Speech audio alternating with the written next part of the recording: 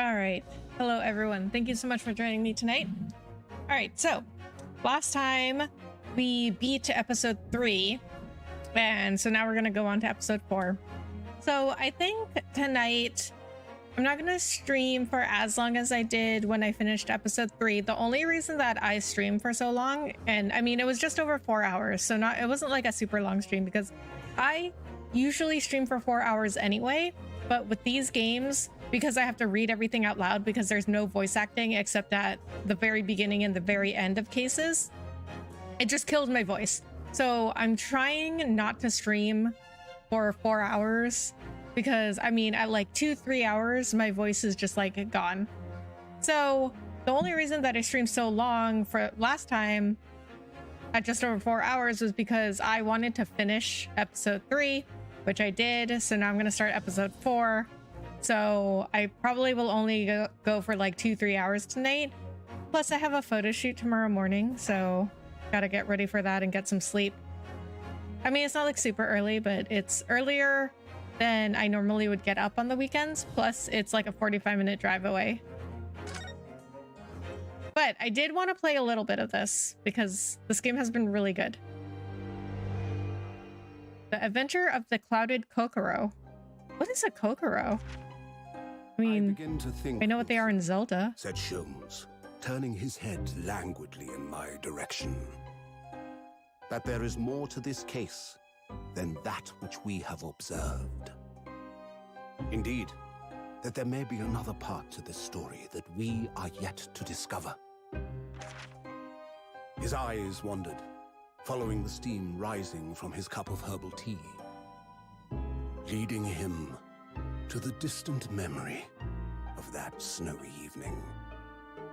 To the young lady collapsed on the pavement along Briar Road, and to the knife in her back. Lit in the soft glow of gas lamps, a most extraordinary scene had been set. And under the cover of a light fog, the curtain had risen silently on the insoluble mystery of our invisible killer.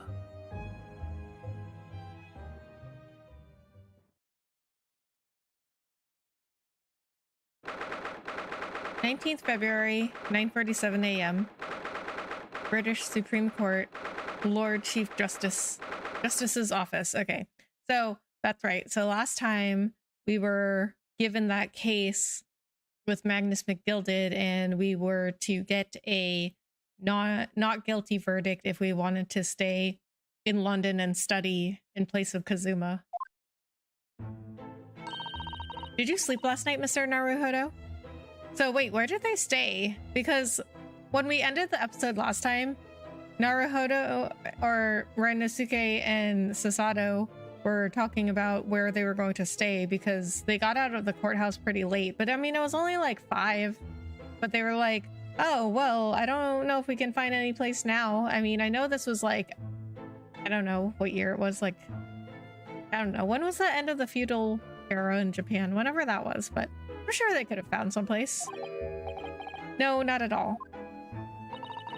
It was an enormous hotel, wasn't it? The rooms were so luxurious. I felt like we were staying in a palace. Okay, so they found a hotel. And with all the gas lights twinkling, it was brighter than day even in the middle of the night. What about the enormous beds? After my time on the SS Buria, I wasn't going to waste a single inch of that space. I spent the entire night rolling from one side of the mattress to the other. Oh yes, it really was the sort of night you can only dream of normally. Except when I learned that we owed £3 for the rooms, that dream quickly turned into a nightmare. Oops, sorry about that. The building was so impressive and the entrance so inviting, I just wandered in without thinking. In a lodging house in Japan, that sum of money would put a roof over your head for a whole year. I did try, but I'm afraid I couldn't help my tears when we were presented with the bill. I really am sorry. Well, never mind. We must find some more affordable lodging straight away, though. If we're not careful, our entire stipend will be used up in 10 days or less. London is a scary place. Good morning to you at this early hour. I mean, couldn't this guy help you find some place affordable? Oh, yes. Well...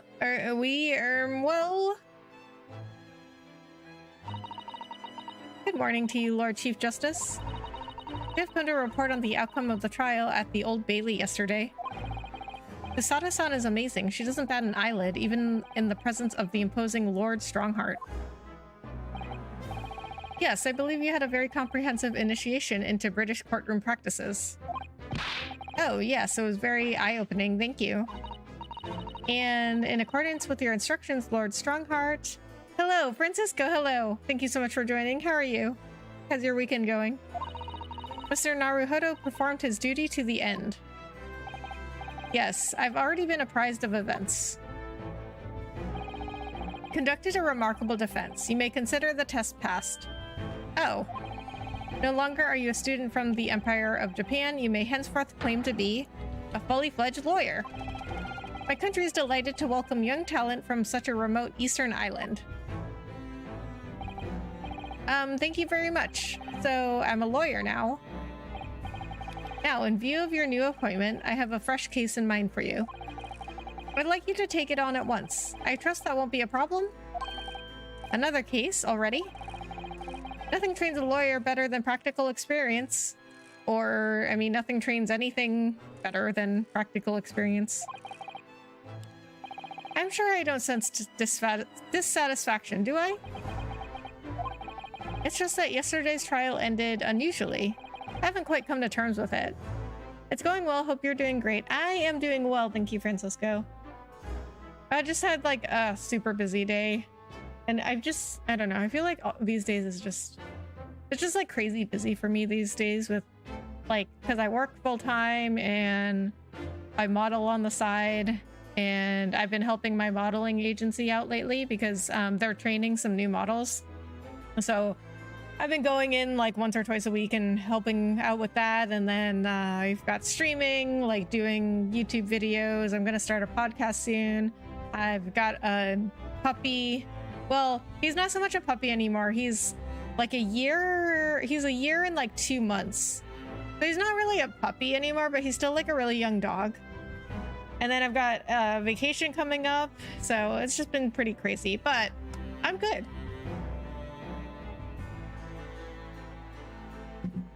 It's just hard to keep up with all that. What's to come to terms with? The man was cleared. What more were you hoping for? To find out what actually happened, maybe?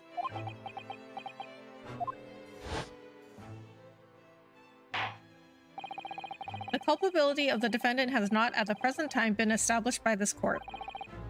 Consequently, the jury will not be required to proffer judgment. Oh, and Francisco, I don't know when you got here, but I was just saying that I have a photo shoot tomorrow morning too. Speaking of modeling, I have a photo shoot tomorrow morning, and it's not like super early, but it's earlier than I normally get up on the weekends because I stay up really late and I sleep really late on the weekends, and it's like a 45-minute drive, but it should be fun. Hi there, Waffles, hello. Thank you so much for coming in. How are you? How's your weekend going?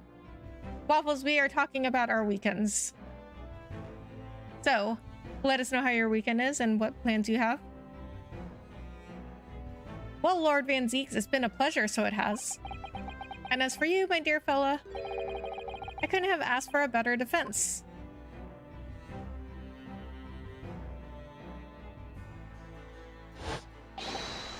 Yeah, that guy was sus.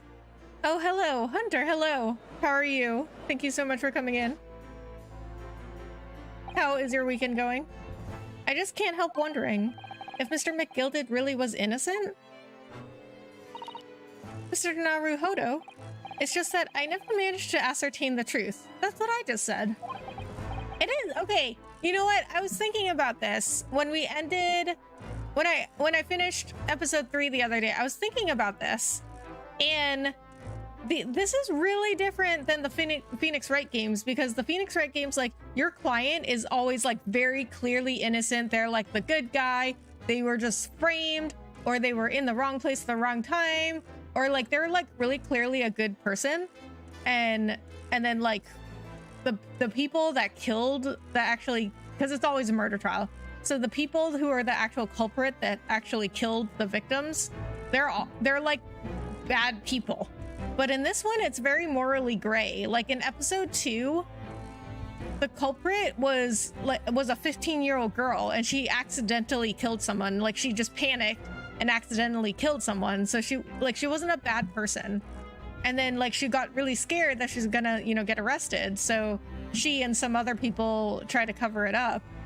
And, you know, it's just like, was it the right thing to do to try and cover it up? Or no, but like it was an accident, and like she panicked, and like she wasn't like an evil person. I saw you were streaming while watching Vibraduck, so I decided to hop in. I appreciate that, Hunter. Well, tomorrow I'm heading to King's Dominion. What is that? Weekend is going good. I'm gonna try to hop in after I came in from Polybius' stream. Oh, okay. I appreciate that, Hunter. Polybius has introduced me to a lot of really good people. And then the trial ended. So, such as yourself, so thank you so much for coming in. I appreciate it. Well, you needn't let it trouble you for a second longer. Sorry? What do you mean, Lord Strongheart? Magnus McGilded passed away. What? Immediately following the trial. No. What? Mr. McGilded is dead? I have 19 minutes and 41 seconds until my next engagement. Okay. Time enough to talk. Yeah, why can't you... Yeah, just tell me what happened. My internet cut out, but I'm caught up now. Your life seems hectic right now, but as long as you're doing what you love, it should all work out. I appreciate that, Francisco. Yeah, I mean, I don't know how long I can keep up doing like all of this, but we'll see. Like for now, it's been okay, but we'll see how it goes. But I appreciate that, Francisco. I also don't feel like role-playing today, but I also want to at the same time. I really am switching between personalities now. Role-playing? What do you mean? A theme park, water park. Oh, okay, that sounds fun. I haven't been to a theme park in forever. Or a water park.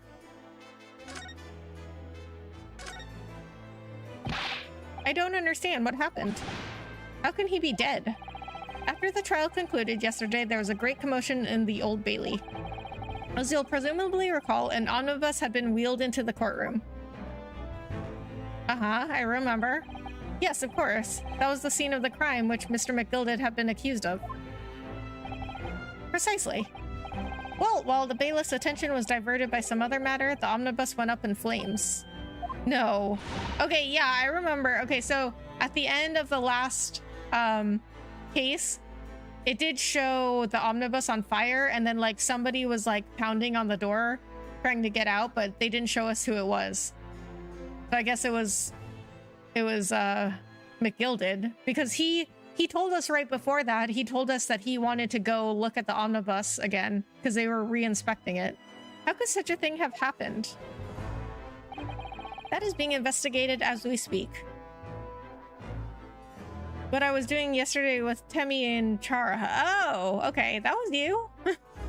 Okay, now I get it. Yeah, I did not really get what was going on there. But now I get it. The police have identified a corpse found inside the charred shell of the carriage as that of McGilded. That's awful. Hey, here I am again. Ventus, hello. Thank you so much for coming in. How are you? How's your weekend going? The man must have slipped inside whilst the bailiff's attention was elsewhere. That bailiff really needs to pay more attention. And how could that have happened? That is also being investigated as we speak. Thinking back now, immediately after the trial, Mr. McGilded did mention going back into the courtroom to look at the omnibus. That's what I said. I just said that. Did I not just say that? Well, I must be making tracks now. 'Tis time for the inspection. Sorry, what inspection? They're going to examine the omnibus again, so I'm told. I asked if I could be present for it myself.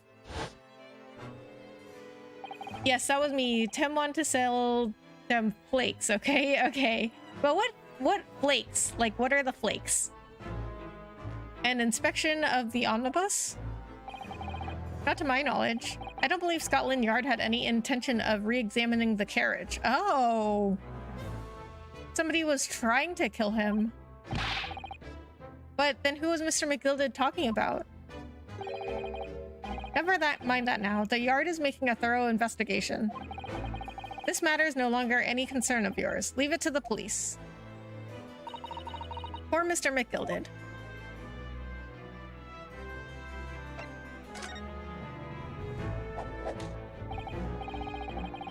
You know what Undertale is, right? I've heard of it, but I don't know much about it. So how did you find your first taste of our country's Supreme Court? Oh, well, I don't know. I mean, it was, wow. Think of Fruity Pebbles, but rebranded. Oh, okay. Well, I do like Fruity Pebbles. Mr. Naruhodo means that the whole experience was steeped in the solemnity of Great Britain's long history.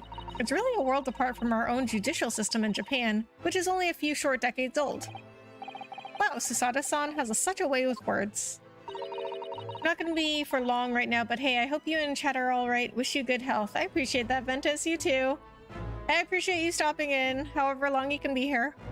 And you seem to have a way of failing to find the right ones. The judicial system here is the most advanced in the world. Learn all you can. The most advanced in the world, is it?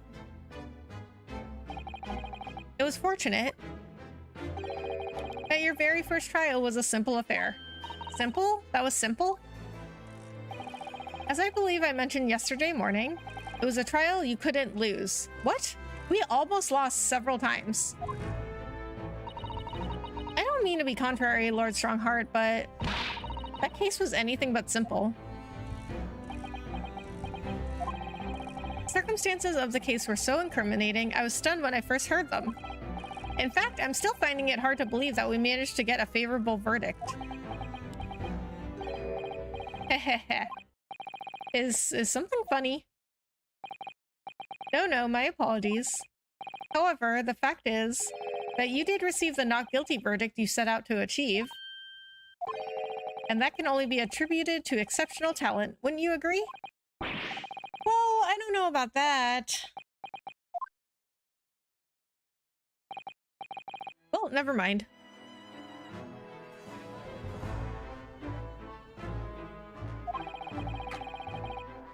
You exceeded my expectations, I freely admit. That much at least is an undeniable truth. Which is precisely why I have prepared the new case for you that I mentioned before. What's going on? What was he going to say before?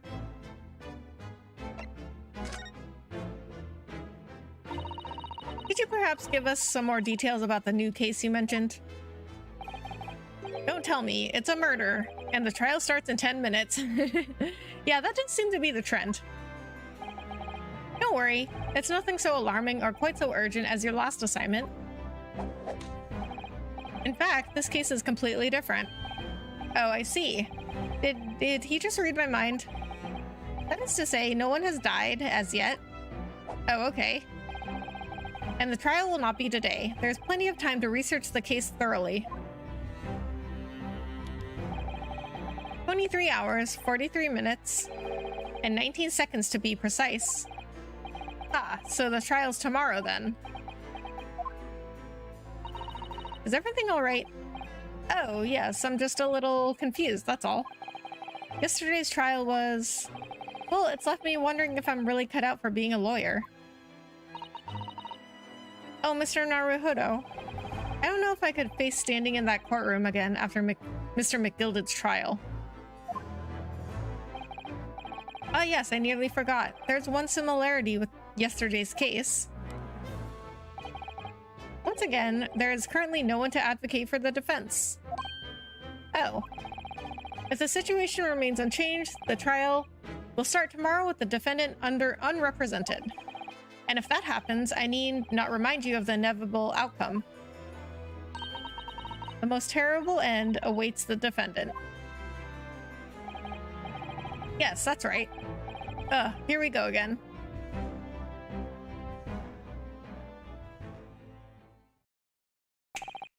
Your time is up. You will have to excuse me. I would advise you to begin making preparations for tomorrow's trial. After all, the clock is ever ticking. There is now but 23 hours, 26 minutes, and 39 seconds until the court sits. Okay. You know what? I liked this guy at first, but now there's something off about him. Because with the whole McGilded thing, like in the last episode, it was implied that McGilded was actually guilty, but he tampered with the omnibus to make himself look innocent. And then at certain points in the case, he took over and was like pointing out inconsistencies in the witness testimonies himself. Like he knew what was happening, you know what I mean? And then like, I don't know, just like some of the things he said were weird and just like implied that he was guilty. And then Strongheart was saying before we took the case, he was saying like, oh, it's such an easy case. Like he's very clearly not guilty. And then now he's like, oh, well, what does it matter if you didn't find the truth? You've got a not guilty verdict. So that's kind of weird. Last time he mentioned the 23 hours, he said there was plenty of time. And one more thing, Mr. Naruhodo. There's something I should like to ask you. Oh, what's that? Yesterday, you remarked upon something. That you intend to see through the will of your late compatriot, Mr. Asogi. Yeah. I would be interested to hear exactly what you mean by that. Well, we don't even know what Kazuma wanted, because he said he had some unfinished business or something, but we don't know what it is. Or something that he had to go find out. Inside 34 seconds. Oh, well, Kazuma always used to say, you see, that he wanted to learn how the greatest justice system in the world works so he could change ours in Japan. Now that he's gone, I'd like to work towards that myself. And there's another thing. Oh. Another thing? Continue. On the way here, on the steamship, he said something to me. There's something very important that I have to do. Yeah. So that's even less vague than what I said. Something very important, and what exactly would that be? He never had a chance to tell me. I suppose he would have done if he'd ever made it to Great Britain. You're out of time. Well, thank you for an enlightening discussion. Okay, and so, see, that's kind of weird too. He just cuts me off. But he's the one that asked me. Mr. Naruhodo, what's this all about? What's all this about? Mr. Asogi never once mentioned anything of the sort to me. Well, you're not his best friend, are you, Sasato? No, it's me. I urge you both to focus your attentions on the matter at hand. I've taken the liberty of summoning the police inspector in charge of the case. He'll be able to apprise you of the details. How long has he been standing there? So, I wish you the best of luck, and bid you farewell.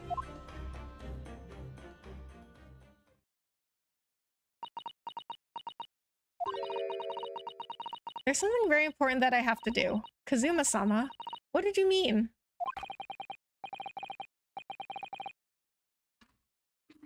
I wish I knew, but honestly, he never told me.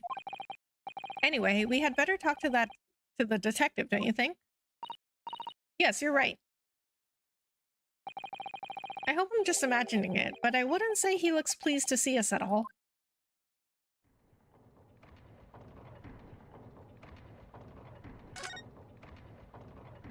I wonder if they say anything different if I examine these now.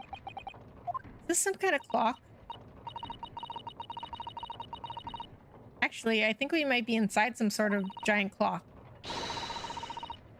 But those gears are larger than anything you'd find on a steam locomotive even. It's eerie. I think clocks are some sort of hobby of his. The Lord Chief Justice, I mean.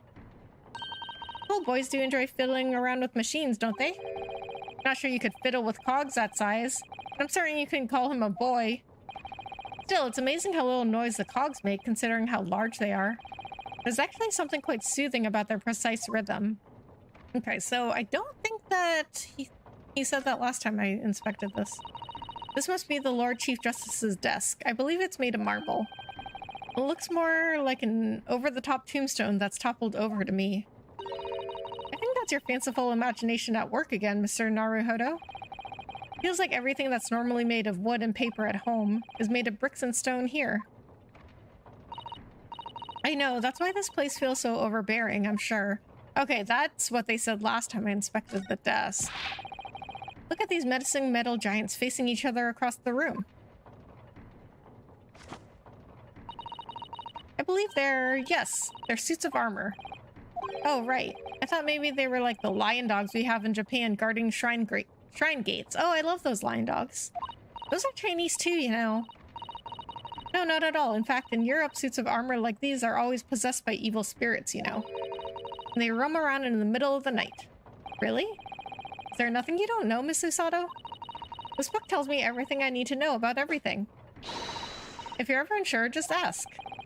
Where did she get that incredible tome?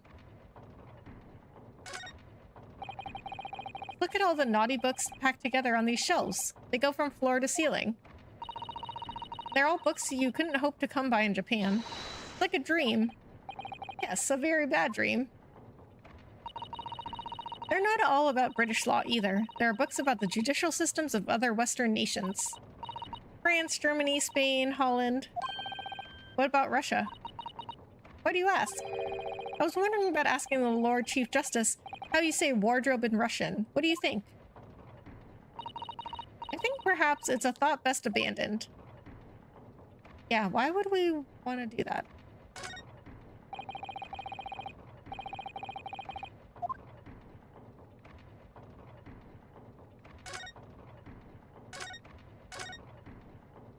Okay, it doesn't look like there's anything else. So let's talk to the detective. Oh, he's got a cone of fries. I want some. Could we trouble you? What do you think? Ah! Lovely weather, isn't it? What's the weather got to do with anything? Ah! Listen to me, you young Japanese upstart.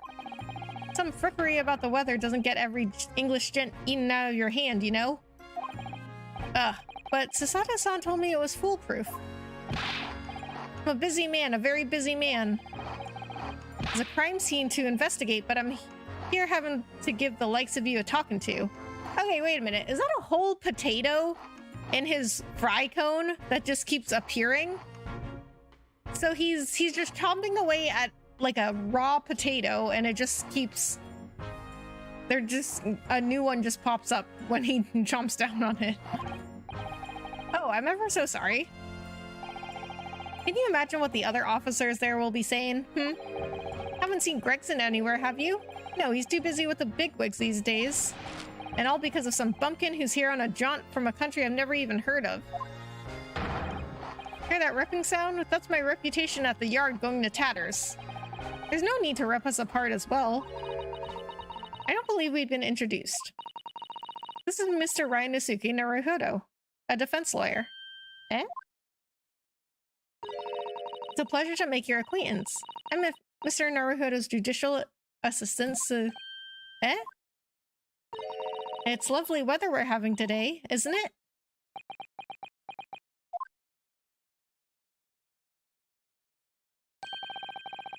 It is unseasonably fine, I grant you. London winters don't see a lot of sunshine. Unbelievable. How does she pull that off?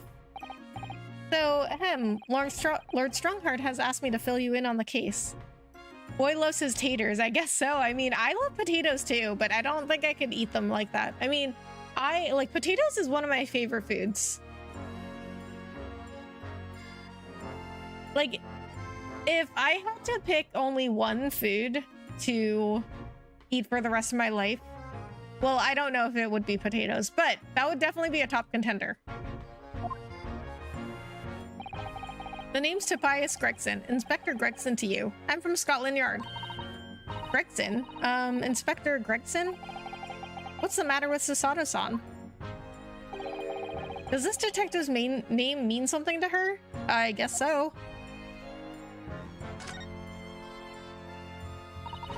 Inspector, are you perhaps the Inspector Gregson?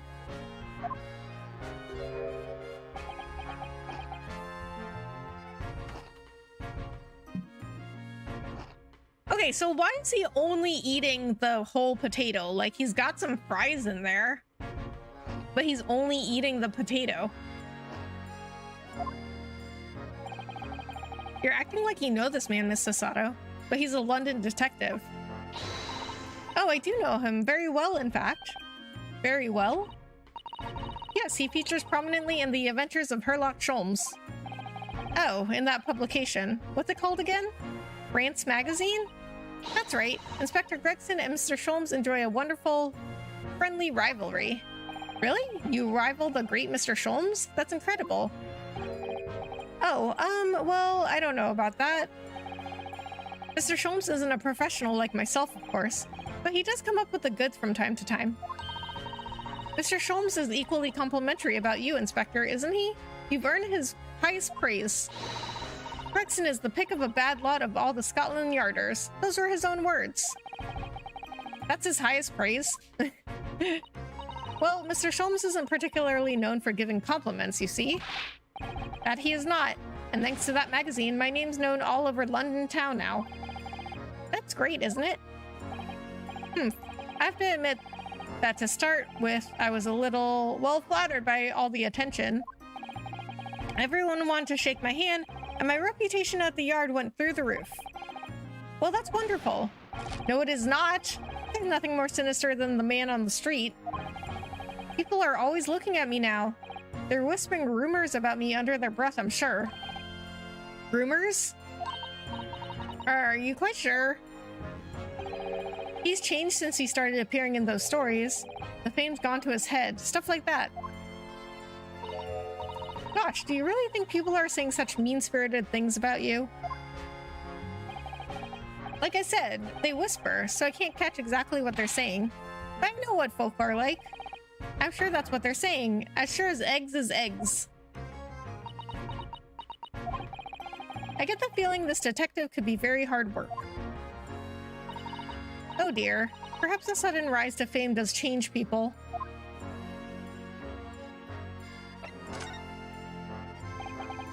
So, about the case that Lord Chief Justice mentioned before. Nothing to tell, really. What do you mean, there's nothing to tell? It's a case that I was asked to defend somebody for, so I think there should be at least something to tell. As far as we're concerned at the yard, it couldn't be simpler.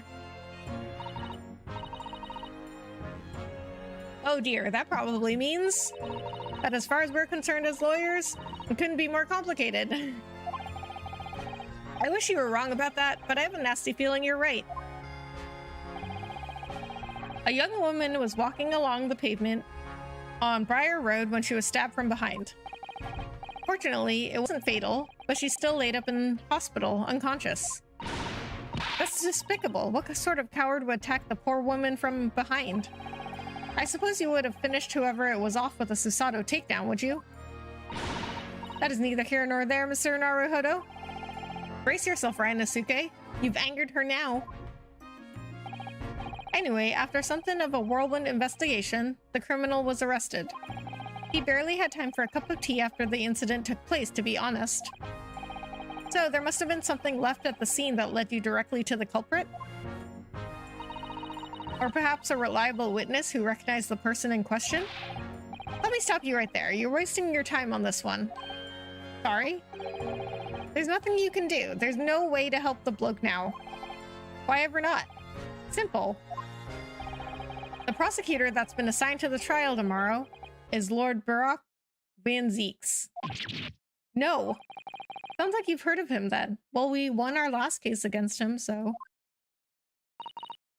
Oh yes, we are very familiar with Lord Van Zeeks. Believed to be the harbinger of death itself. The Reaper of the Bailey.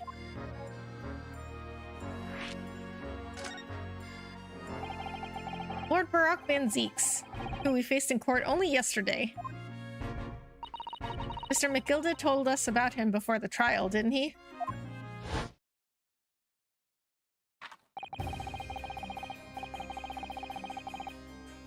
When Van Zeek stands for the prosecution, they call the accused his sacrificial lambs.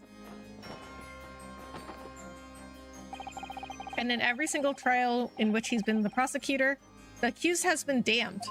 Except for us. This Reaper of the Bailey nickname, I suppose he's earned that because every defendant he advocates against is found guilty, is that it? Well, if that's the case, we should inform you, Inspector, that in yesterday's trial against Lord Van Zeeks, Mr. Naruhodo secured a verdict of not guilty. Ah, and what of it? Oh, well, I think that means even against the Reaper of the Bailey, it's not impossible to save the defendant. No, you really don't have a clue, do you? What do you mean? What happened to that bloke in the end, eh? He's dead. Ah. Magnus McGilded came a cropper in that omnibus when it went up in flames. So you can't rightly say you saved the defendant, can you? Okay, well, I mean, it's not like we could anticipate that happening. What are you saying? Look, if Van Zeeks could get the dirt to stick on everyone, he'd be a miracle worker. But that's not how it goes. He doesn't work miracles, he works magic. Black magic. I'd have a good long think about that if I were you. Are we really supposed to believe that?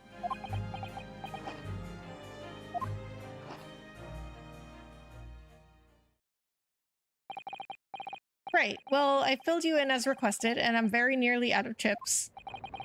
So I'll be heading back to the crime scene now. We're still carrying out a few investigations there. It was Briar Road, you said, didn't you? Where the incident took place? That's correct, ma'am. And if you head over to the holding cells, you can meet the criminal himself. You've branded him a criminal already? He's as good as. Shaking like a leaf in his cell he is. It'll give you a chuckle if nothing else. Oh, okay, that's kind of mean. He's inmate 53. Speak to the jailer and he'll show you the way. Inmate 53, thank you.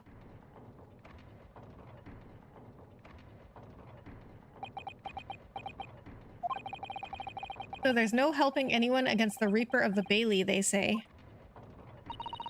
Something troubling you, Mr. Naruhodo? To tell the truth, when I recall the trial yesterday, I can't stop myself from shaking. The idea of facing the Reaper in court again is... Well, if you think it's too much for you, there's no shame in turning the case down. That takes courage, too. But if the man they've arrested is innocent, you could well imagine he would be shaking like a leaf in his cell.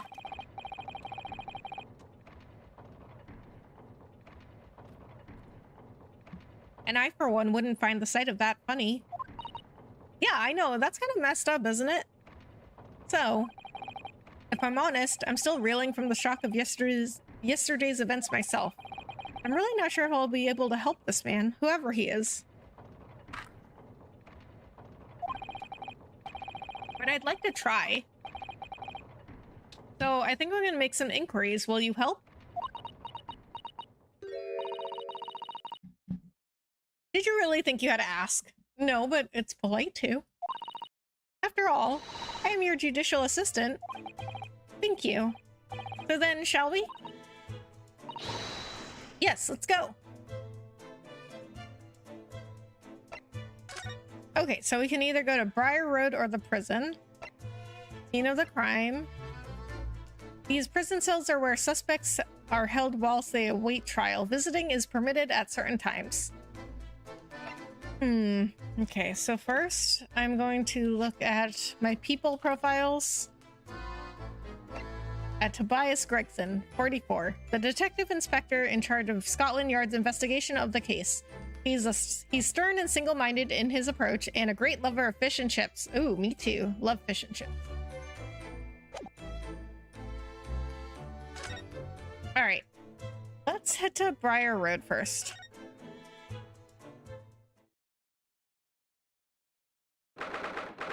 February 19th, Briar Road.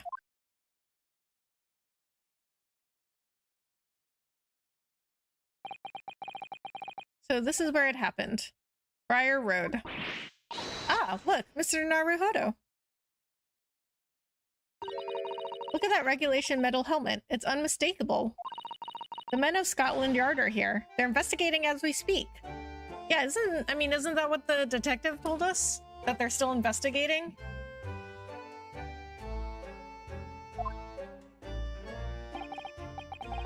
That is their job, you know. But Mr. Naruhodo, to see one with my own eyes. They're often depicted in the Adventures of Sherlock Holmes, but I never dreamt I'd ever come this close to a real Bobby's helmet. What? The helmet? Hehe, of course. I have to try one on one day. Well, I hope your Hattie dream comes true. Okay. I don't see Inspector Gregson anywhere. Shall we see if we can sneak past and investigate the scene of the stabbing? Why should we sneak? I don't want to upset one of those bobbies and be butted on the head by one of those metal helmets. My skull would crack in two, I'm sure. Oh no, an English bobby would never do such a thing. This is a land of gentlemen, you know. Susato, like, have you talked to the people here? Like, some of them are pretty racist towards us.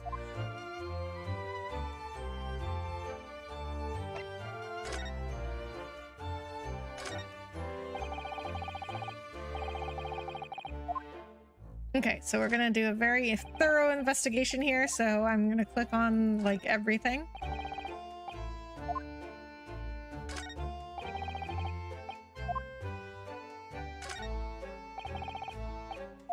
Okay, click on the snowman. There's gotta be something there. Hee, what a delightful snowman. I didn't realize the English had a tradition of making snowmen as well. It looks a little creepy, though. Oh, it has a scarf, look! You'd need one if you were out in this freezing cold all the time. I wish I had one. I'm afraid our budget is somewhat frozen at the moment, too. We certainly can't afford a scarf. Surely the snowman here wouldn't miss his, but the person who made the snowman certainly would. Yes, I know, you're right. Anyway, even if I borrowed it, it wouldn't do much to warm my neck, would it? It's covered in snow. I mean, I never found that scarves ever helped that much anyway. One of the officers from Scotland Yard. The police are making sure the crime scene is undisturbed. I have a feeling that if we wander too close, we'll be clapped in irons. I think perhaps you're being a little overcautious. We've done nothing wrong, so we have no cause for concern. Oh no, I'm not getting caught out again. Twice is enough. Twice I found myself in handcuffs despite not knowing a thing about what was going on. Yes, you've had some dreadful experiences. I'm sure it's that wide-eyed look of panic you're so prone to. Okay. It does you no favors at all. Oh, I guess, if you inspect one of the police officers, you've inspected the other one.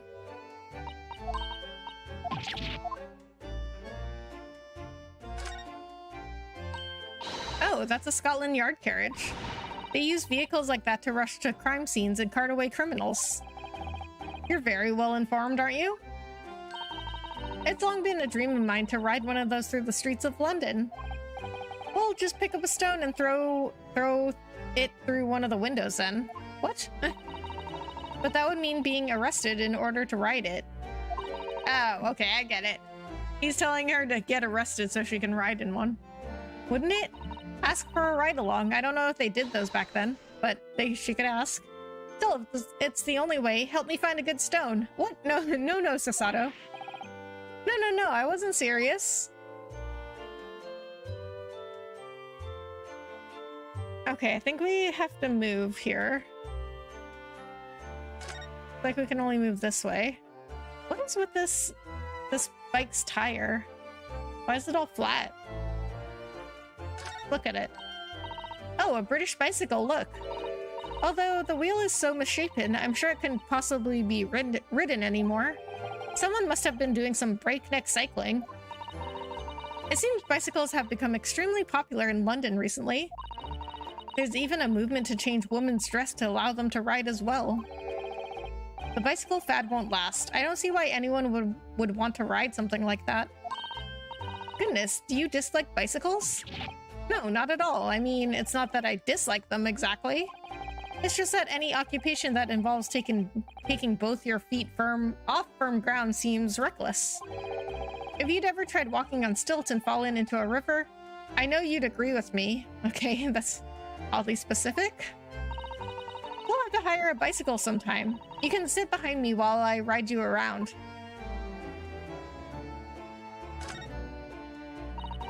That's a rather typical old brick building, isn't it? I'm sure it has a long and interesting history. Well, time certainly seems to have taken its toll on the place. It's crooked and sagging all over. In fact, it looks in decidedly worse shape than the other houses around here. We must find some cheap lodgings ourselves as soon as possible. Yes, you're right. Cheap, but ideally with reasonably level floors.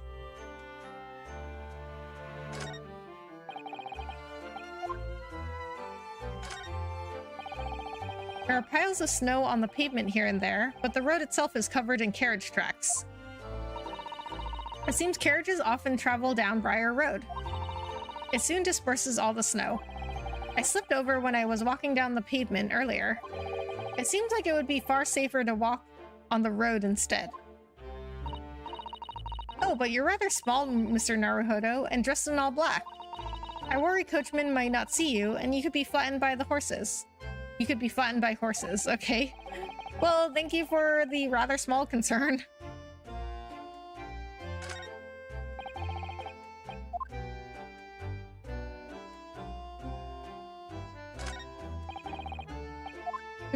It doesn't seem like there's much to investigate here. Oh, look at the windows of that building there. Oh, there aren't any, or they're bricked up. Are you sure they're windows? Yes, but they're all filled in with bricks. Oh, you're right. I wonder why. Yeah, that's weird. Perhaps it's an empty property where nobody lives at the moment. There's smoke coming from the chimneys, though. Oh dear, everything still feels very foreign. There's so much we have to learn about this place.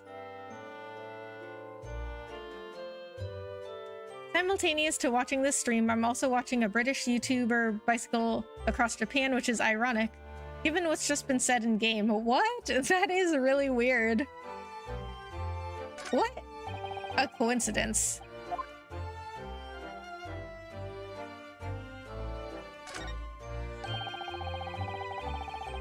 Sea-Dog VA?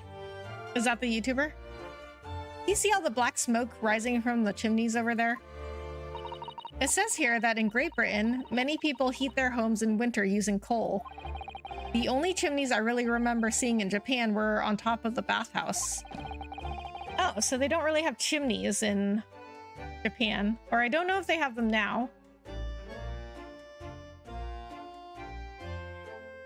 I never really thought of that before. Yep. Oh, nice. That sounds really fun, bicycling across Japan. I would love to go to Japan. It seems like such a cool country. Like, they get all the good stuff. Do you think some of these houses could be on fire? Not at all. Well, even so, that much thick smoke billowing up to the heavens is surely going to turn the whole sky black sooner or later. Well, it's certainly not good for it. Gosh, you may be right about that. The clouds look so big and heavy in the sky, don't they? And with the dense fog as well, everything looks hazy. Well, it is known as Foggy London Town. I can just make out some sort of spire through the fog. It looks like it's still being built, though. Aha, yes, that must be the Crystal Tower being built for the Great Exhibition that's to open in 6 months' time. Okay, so what I'm thinking is that our next case in episode 5 will take place during the Great Exhibition. Because this has been a big thing they've been talking about over the past couple of episodes. Apparently, it's going to be very striking, blazed on all sides, and the symbolic centerpiece of the exhibition. It's to be the largest exposition in history, is it? I can't even begin to imagine it. So they're building an entire tower just for like one fair? Okay, I think that's all I can inspect here. I mean, this wasn't very much, there wasn't very much to examine here. So, okay. I mean, I guess I'll just go to the prison. Are you sure we've asked everything we need to, Mr. Naruhodo? Maybe we didn't. Maybe there are some things we need to investigate. The scene of the crime, it's a fairly wide street that easily accommodates carriages, lined on both sides by tall brick townhouses. Okay, well, let's see if there's anything else we can examine. I'm back just to decide to hop back in before I can stay for a while. Hunter, welcome back. Thank you so much for coming back. Okay, so I already inspected that.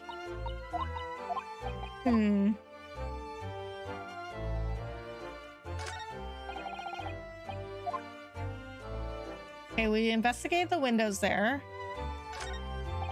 Nothing there. We investigated the bike, the building. Okay, so I was wondering if you could inspect the holes on the door, but I guess not.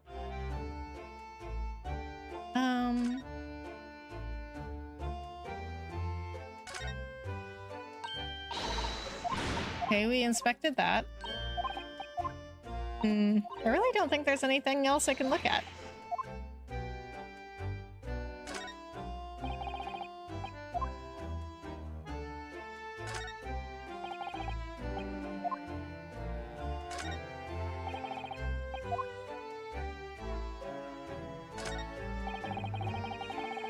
This patch of pavement must be where the incident occurred. Okay, I didn't look at this yet. Yes, it's a very wide open space, isn't it? That's true.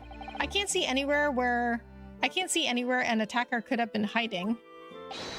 Wait, what are you foreigners doing here?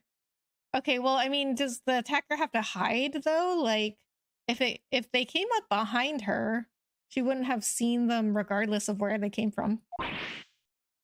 Or regardless if they were hiding. I mean, we were, conspiring with that mustache fella from Japan, are ya? Conspiring? Come here to destroy evidence, Avia? Get out of here before I give you an Aiden. Go on. Excuse me? He shoot us away like rats. Yes, we should give him a wide berth, I think. What a disappointing experience.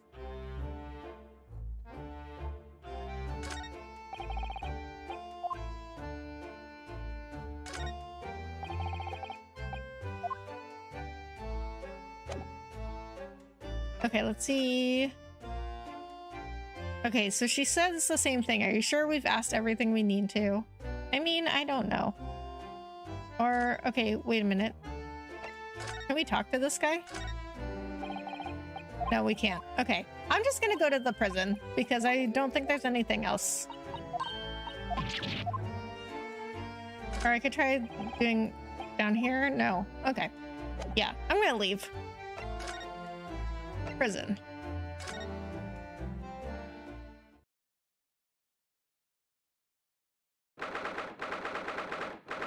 19th February, local prison, cell 9. So these are British prison cells. Oh, they're ghastly. It feels just like a dungeon. Yes, and having experienced it in Japan myself, I can assure you that our wooden cells feel a lot cozier than these cold stone walls. I don't think prison cells are supposed to be cozy. Oh, don't, Mr. Naruhodo. You're making it seem worse. Apparently, our client is in the cell here, but it's so dark at the back there, I can't make him out. I wonder what he's like. Inmate 53, your legal representative is here to see you. Stop hiding at the back of the cell and show your face at once. Am I a cat, as yet with no name? Calling me by a number? It's utterly unbelievably, unjustly unreasonable. I refuse to answer. I mean, not even to see your lawyer? Mr. Naruhodo, what do you think is going on here? I have no idea, but I wasn't just hearing things, was I? The tirade of complaints was in Japanese. Oh. So the accused is Japanese because that cop said something like, oh, you're conspiring with that mustache guy from Japan, are you? Aha! It's a mustache Japanese guy. He's got some really thick eyebrows. Excuse me. Shh, quiet. Yay, hello! Nocturnal Tina, hello. Thank you so much for coming in. How are you? They're all around, hiding. I know they are. Okay. They're watching, listening. Even now, I can sense it. This might be a difficult client to defend. Right. So, could I ask you? There you are. You've come to curse me, haven't you? Don't try to hide it. You're a ghost. A ghost?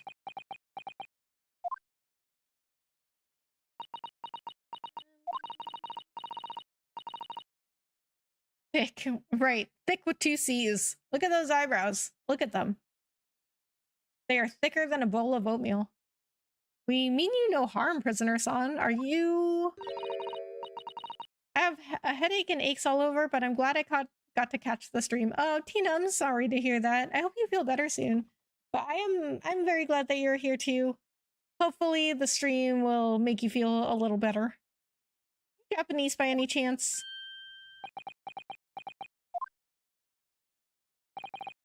This is beyond my wildest dreams.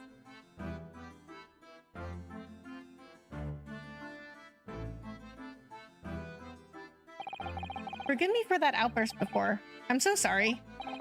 Oh, it's fine. We were just a little surprised, that's all. Imagine it. It's been 12 long months since I left my hometown, and here I am in a frightful fix in a foreign land. Hope you feel better. Yes, we hope you feel better, Tina. Oh, hearing the sweet, sentimental tones of a compatriot's voice here in the stamped, dark hellhole was a most monumentally moving moment. Okay, I see he likes his alliteration. Who could have guessed that this new client Lord Strongheart assigned to us would turn out to be a fellow Japanese? Maybe that's why Strongheart gave the case to us. Ah, what compassion my fellow countrymen show. To dispatch a first-class lawyer all the way from Japan to defend a mere foreign student. What? Noble, nurturing, never-failing Nippon. A first-class lawyer? Oh dear, I think there's been something of a misunderstanding here. Thank you. Of course, Tina. I wonder, would you be so kind as to tell us what's happened? Why you've been detained as a suspect, for example? Yes, I can. I will. Okay. Well, we should save. Haven't saved in a while. Alright, so I'm gonna save, and then before I continue, I'm gonna take a break. So my braces have been poking me, like, right here. So I gotta go put some wax on them. So I will be right back.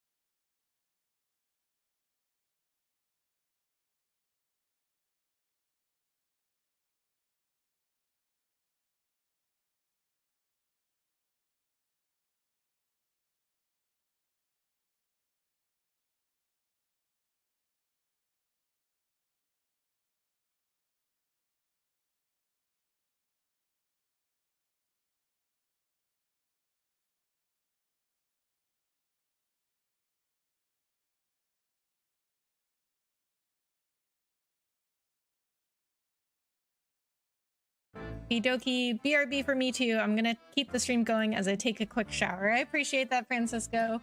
All right, so I got the wax on my braces. So like at the back of my teeth right here, like the bracket. So I wasn't familiar with this terminology before I got braces. So the wire is, you know, the wire that goes across your teeth.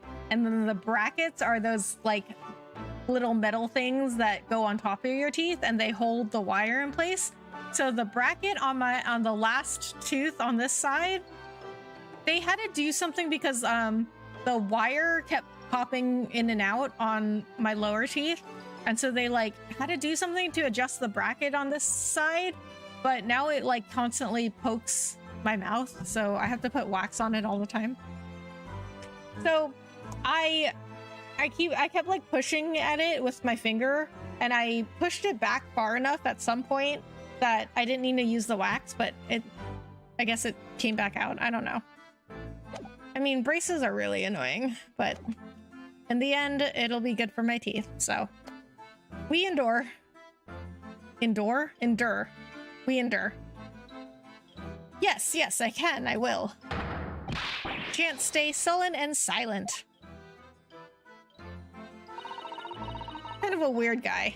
I'm not sure I understand what he means, but he seems happy.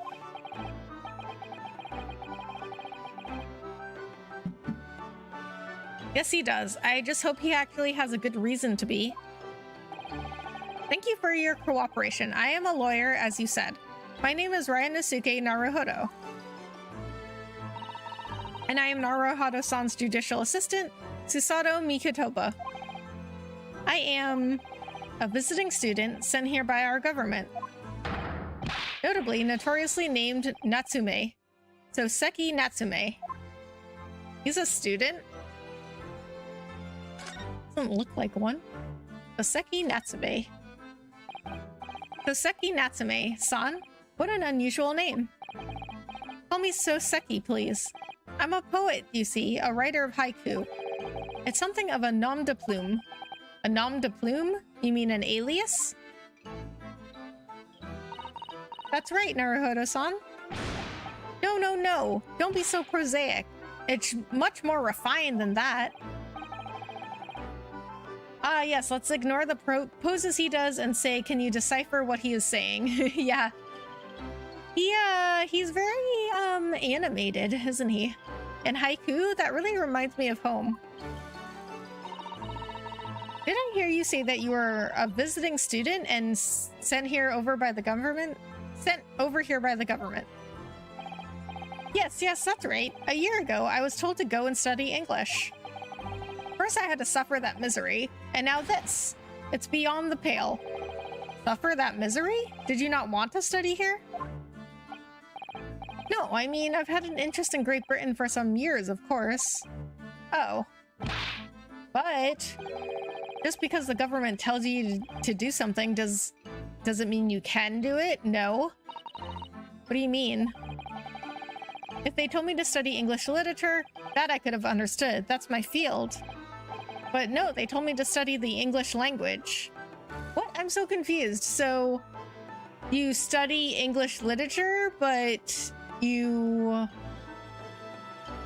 didn't want to study the English language? Utterly, unbelievably, unjustly unreasonable. I see. Only the other day, I was told to send a report about my first year here. I tendered a blank piece of paper. Wise words on white washi. You must be a man of great standing. Oh yes, so I'm often told. And often like to be told, it seems.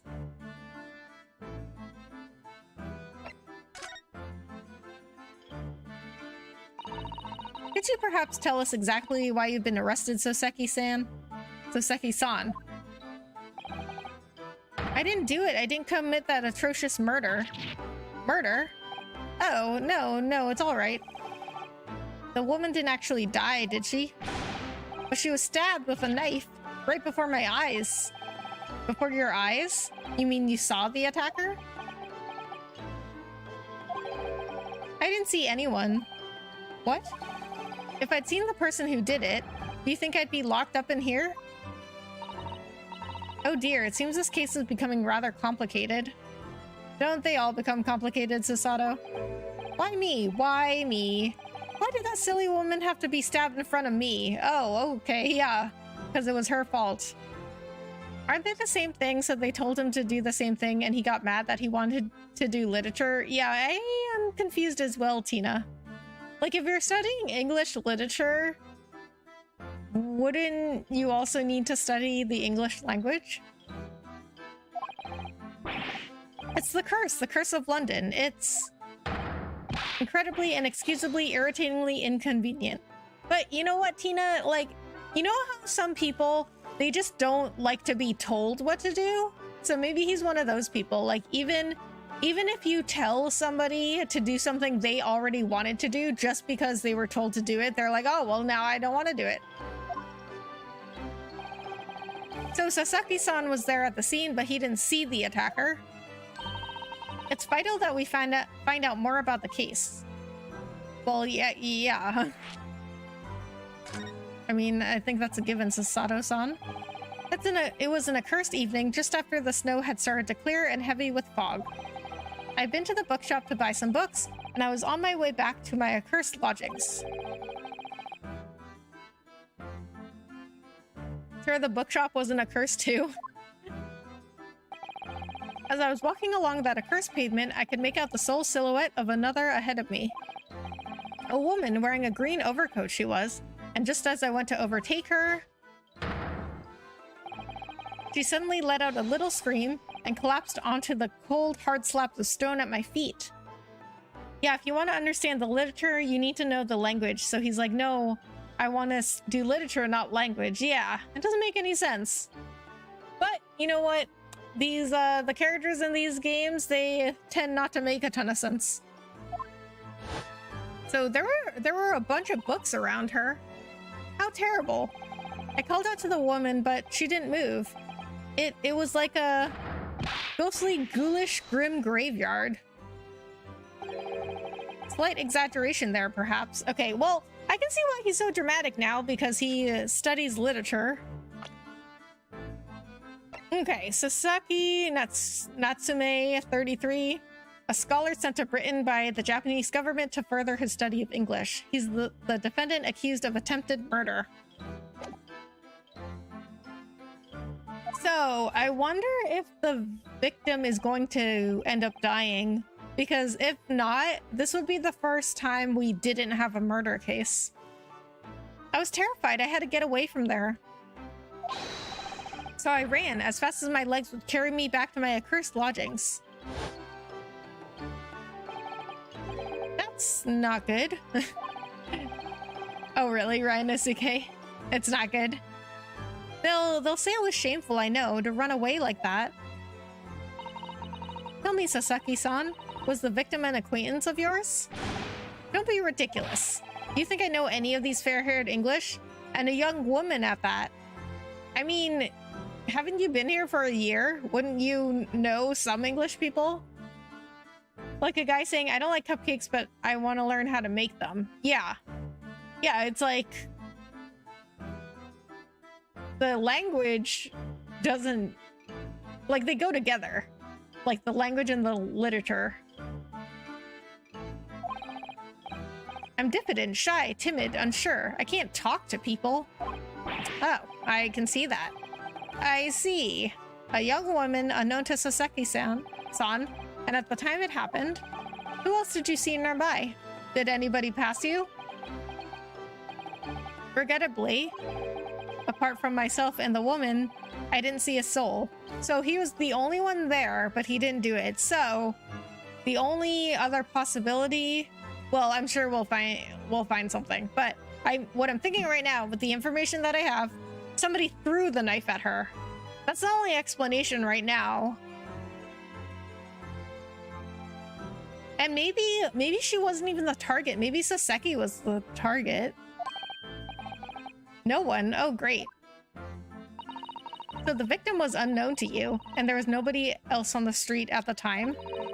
That creates something of a conundrum, doesn't it? We're always in a conundrum, Sasato. What conundrum?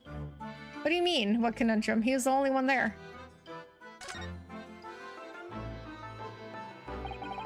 What do you mean, Sasato-san? What's the conundrum? Well, if what Sasaki-san has just told us is true, there's something I can't explain.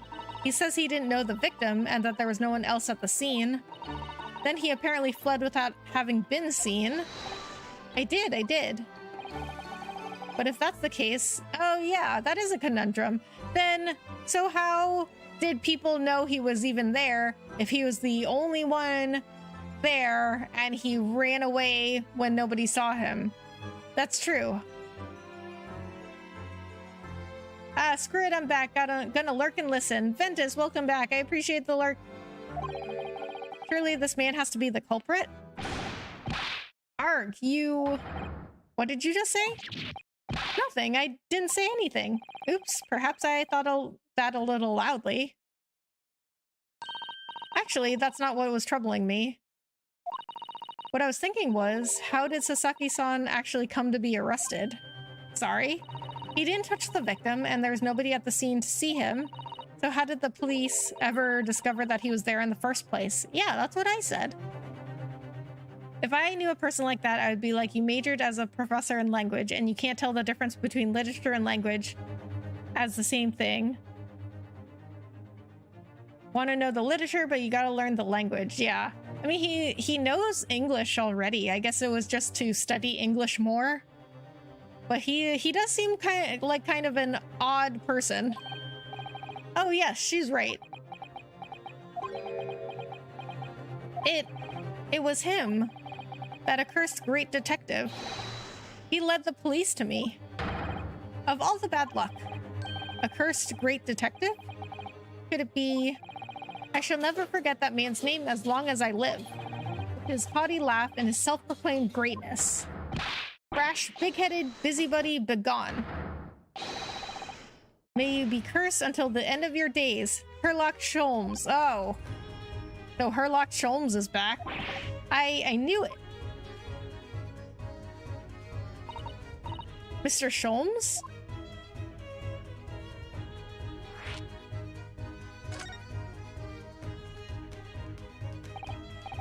Well, I didn't expect to hear that name from this man's lips, that's for sure.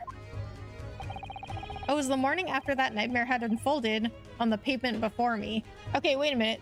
So, Herlock Sholmes, he wasn't, he wasn't great, but he did get some of the clues. And so he actually is pretty good then if he figured out that Saseki was there if nobody saw him.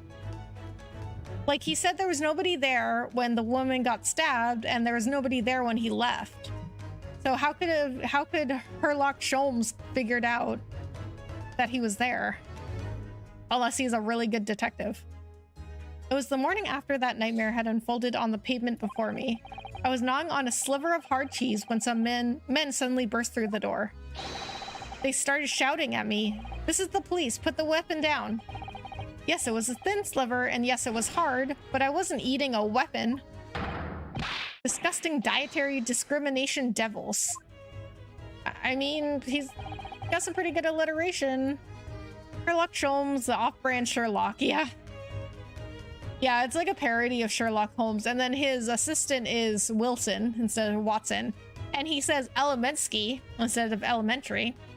And he gets like, so unlike Sherlock Holmes, Herlock Sholmes, he gets like halfway there with the clues, but then he makes all these like crazy conclusions. You clearly had a trying morning yesterday. And there he was in the middle of all the policemen, grinning like a Cheshire cat. That Herlock Sholmes. It's actually just Herlock Sholmes. He's English. I've since found out he's a famous name in detection here in London. Oh, he was saying like Herlock Sholmes, like German. Yes, the great detective is really very well known, and his overly sharp mind managed to deduce my whereabouts, apparently. What is even this guy Saseki doing? You know what, Ventus? We have the same question. He thinks I'm the knife-wielding madman. Me? This weak, stooped kitten of a man? I wonder what great deduction process led him to his conclusion this time. Do you mean to say that Mr. Sholm's deduction was the only reason the police arrested you? That would be really most unreasonable. He must have had come up with evidence, right? Well, the thing is, I was thrown into a panic when they barged their way in. Of course you were. That's only natural. I was terrified and trembling, and they kept throwing question after question at me in impossible English. Fiendish foreign film flammery. Well, we are in England. You can't really blame them for questioning you in English. That is a good point, Ryanosuke. Good point, good point. That's what I said. But my mind went blank. I knew I had to answer, but I didn't know what to say. So I just kept repeating things like, yes, I do, and I'm fine. The next thing I knew, I was in manacles, and before I knew it, I was thrown in here. Okay, so they didn't really make sure that he understood what they were saying. But if he's studying English literature, he's got to be fluent in English. Oh dear, I'm afraid that's hardly surprising. I'm fine? He's not fine now.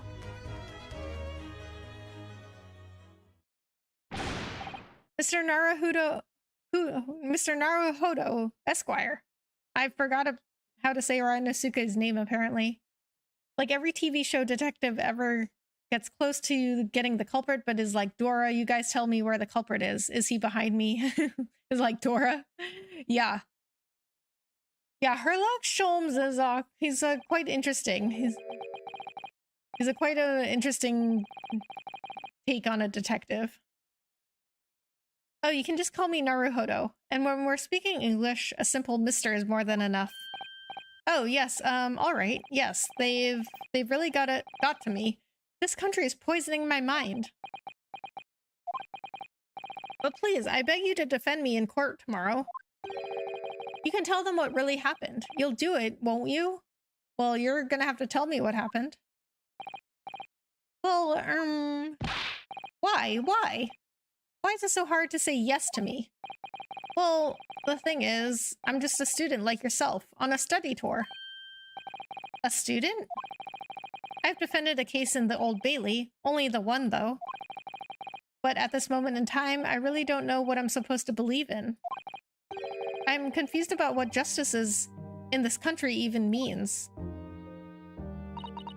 Oh, Naruhodo-san. I'm not even the foreign student who was supposed to be here. I'm a sort of locum lawyer, I suppose. I don't know what that means.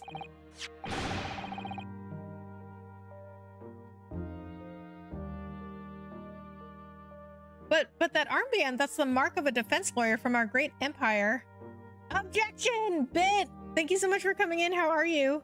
How's your weekend going? Why does he look behind himself? Does he have something back there? I don't know. Maybe he does. It's a dark cell. We don't know what's back there. I'm gonna be honest, Sasato is quite cute with the yukata, probably is an ancestor to Maya Faye from Phoenix Wright series, and it shows in her mannerism. Yeah, you know what's funny, Ventus, is that I was saying when I first saw her, I was saying, oh, she's like Maya, because her hair is done kind of the same way. They were dressed similarly. So yeah, she could be an ancestor to Maya. It's a keepsake from the man who should have been here. He was my best friend. A keepsake?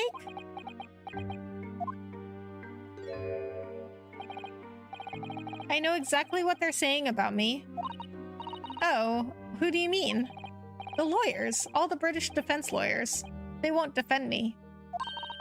Goodness, why do you say that? For the same reason as you noted before. When it happened, there was only the victim and myself around, and I ran away from the scene of the crime. I'm not a fool. I know it looks as though I must be the culprit. It must be very hard for you, Sasaki-san. And anyway, I'm a student from overseas. I'm just a foreign nobody to them. Someone not to be trusted. Aw. I heard them openly laughing about me before, in my earshot, without any compunction at all. Any trial for this man would be a waste of time, they said. And of course the foreigner did it. They even had the gall to say, the man doesn't understand half of what's being said anyway. That's awful. They're wrong. I've studied more English than half the policemen out there on the streets.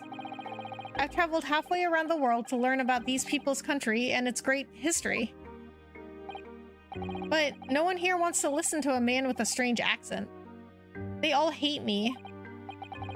So, at the very least, I'd like to entrust my fate to someone who can listen to me in my native tongue. Good, how about you? I'm good, Bit. Thank you so much for asking. How's your weekend going so far?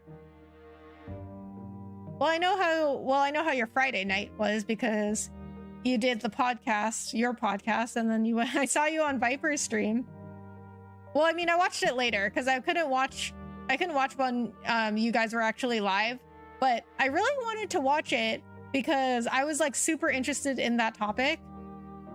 And you know what like really resonated with me was when you guys were saying that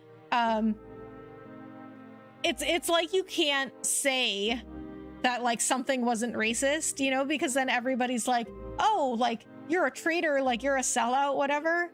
Because like I feel that way sometimes too, is like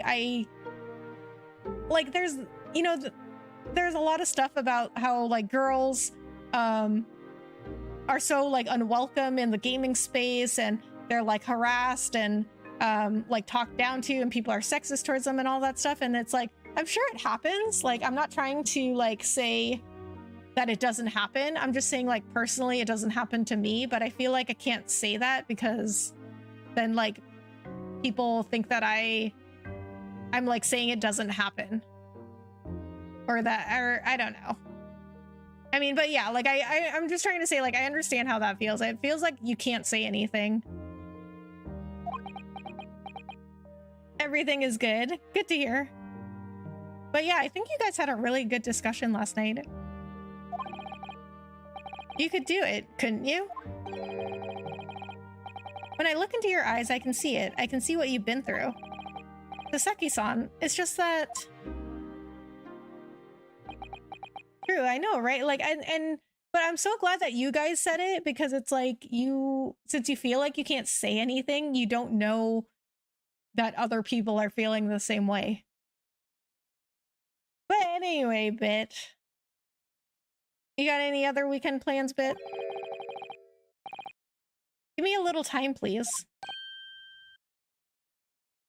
I'll do what I can. For the time being. What do you mean?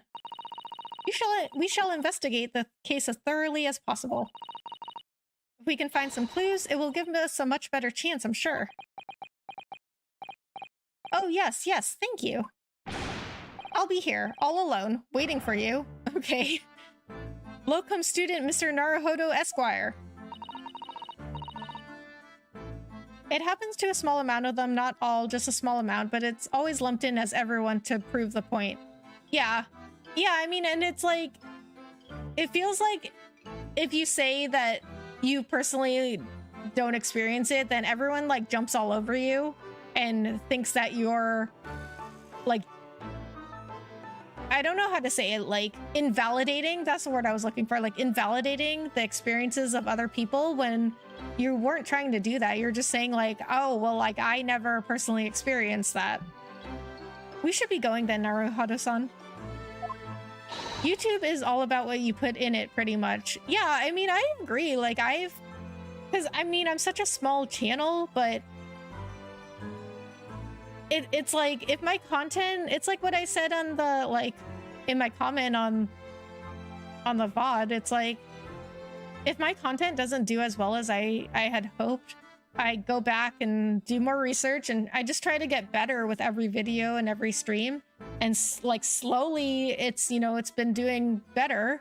And I mean, like I said in my comment, it's not like I suddenly turned white or male and then YouTube was like, oh, gotta push out that content because like that's a white person, or like that's a guy, so we gotta push out the content. It's like, no, it's just because I started making like better content, and so then that's when YouTube noticed. Like, it had nothing to do with me like being an Asian girl. is why my content like wasn't getting out there.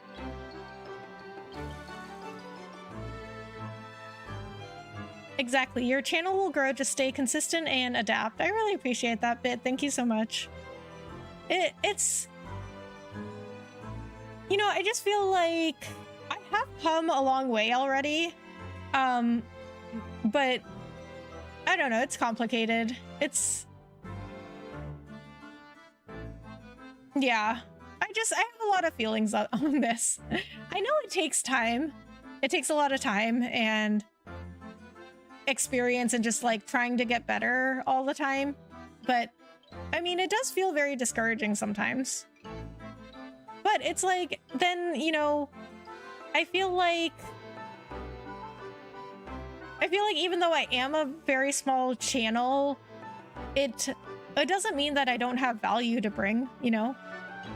Because like I got to be on Tube Talk, and I can guarantee you, like when that episode came out, I can guarantee that there were a ton of people being like, what? How did she get on Tube Talk? Like, you know, like she has such a small channel and, oh, it's just because she's a girl or whatever. And it's like, no, it's just that like Viper thought that I had some value that I could bring to the podcast. I don't know why a gender would even matter in gaming, to be honest, but I know people can be cruel like that. Yeah. Oh, I totally agree. Like, I mean, I've seen like, you know, other girls getting harassed or like, you know, they've had really bad experiences. I just personally haven't seen that like to myself, but it feels like I can't say it. And I just don't know why. It's like if you have a positive experience, like you can't say anything. It never happened to me, but I'm not saying it's happening to others, so don't look at me, and because it never happened to me doesn't mean it happens to others. Exactly, Tina. Look at this. It's a marathon, not a sprint. Yeah, that totally makes sense. And I really, like, sometimes I really struggle with my attitude towards growth, but I'm really trying. We have a case to prepare for. Yes, we do, Sasato. I don't think I can ask him anything else. No, I can't. I don't think I can go anywhere else here. No. Okay. Where else do we need to go? The prison cell where the defendant, Mr. Soseki Natsume, is being held. It's quiet and the light from the candle is dim, but there's little chance of sleeping. Actually, yeah, I'm not sure where I'm supposed to go here. For a small channel, you're doing good at speaking, and that's one of the main skills needed. I also found you out of nowhere, so there's that. And there's something that makes me want to just listen to you. Oh, Ventus, I really appreciate that. Thank you so much. That means a lot.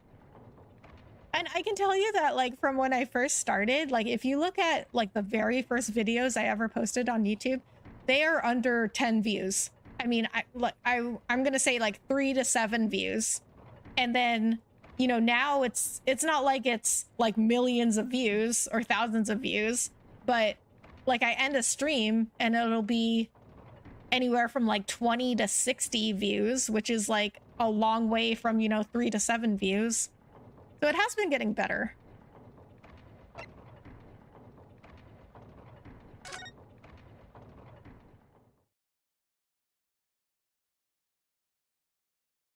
Oh, something new is happening.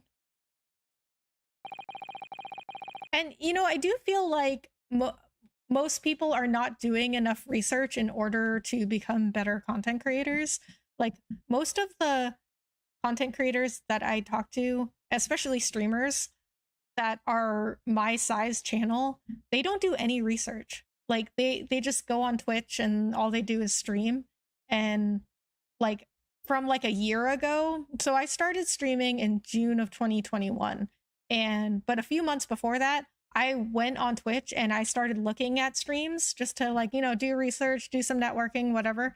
And I find that, like, a lot of people from like a year ago, even partners from like a year ago, they still have the same viewership that they had from when I looked at them a year ago.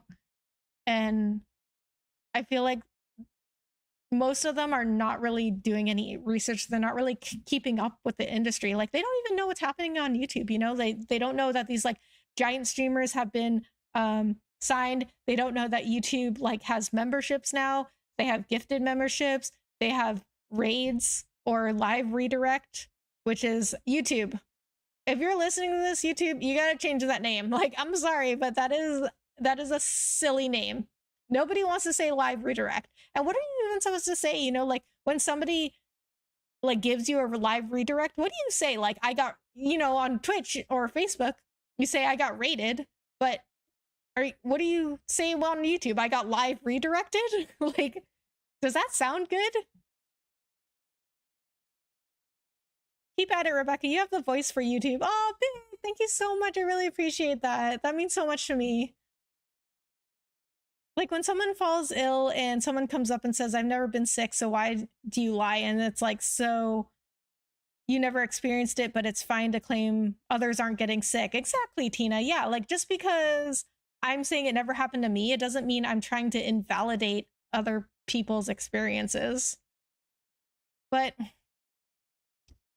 yeah, I don't know. It's like, you know, I've never felt like unwelcome in the gaming space. I've never felt like I was talked down to. Like, I mean, you know, when I was on your podcast last night, you know, I was with a bunch of guys and I did not feel unwelcome at all. Like, even though all you guys already knew each other and you have been doing the podcast together for a long time, I did not feel at all unwelcome, even though I feel like I wasn't saying much, but that's just because like the topics in the gaming news that we were going over, a lot of it, you know, I just couldn't contribute just because like, you know, I didn't really have any interest in like Halo. Like, I've never played Halo. I didn't have an Xbox growing up. So it's like, okay, I can't really contribute there, but it's not like I ever felt like I was unwelcome in the group.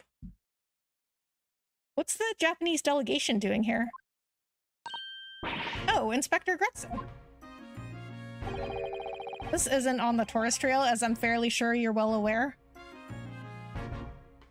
And on Sky News, they do stories and you look at the comments when someone dies.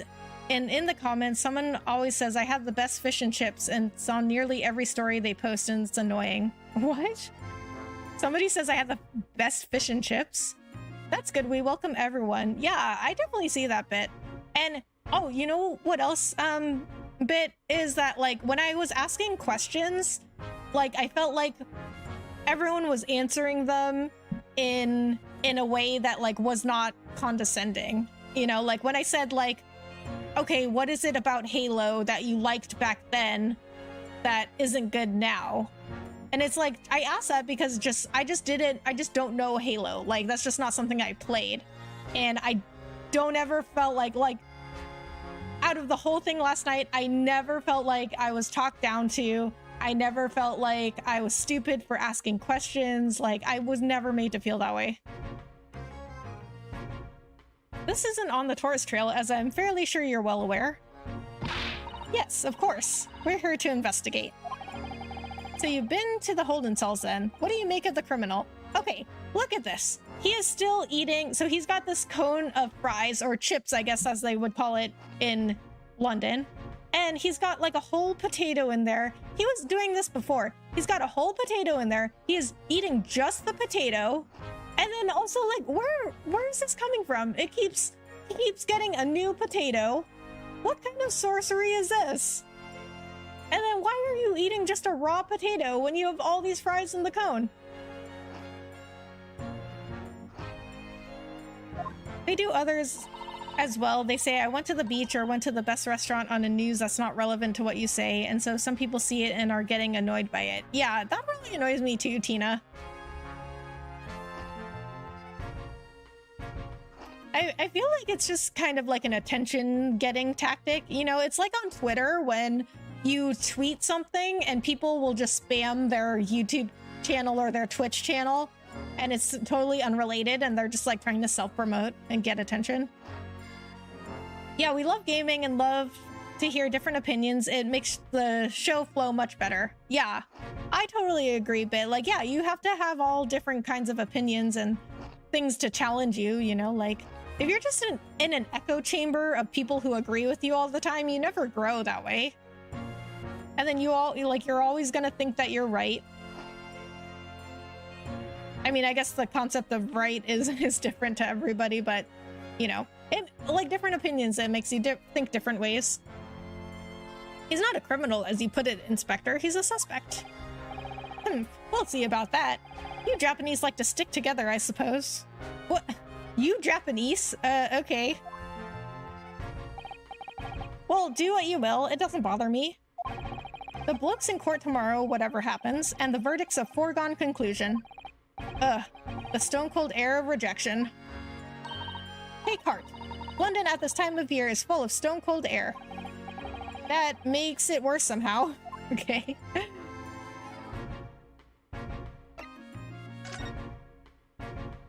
Okay, now we can ask him some new things. Tell me about Scotland Yard, Inspector. Ever since I read about it in The Adventures of Sherlock Holmes, I've been fascinated by the place. The Yard is the most sophisticated policing organization you'll find anywhere in the world, ma'am. Oh, and you know, I've always dreamt of wearing a real Bobby's helmet. It does make them look the part. Seeing that policeman there with his helmet on, you certainly get the sense that this is a man who will take no nonsense in his duty of protecting the city.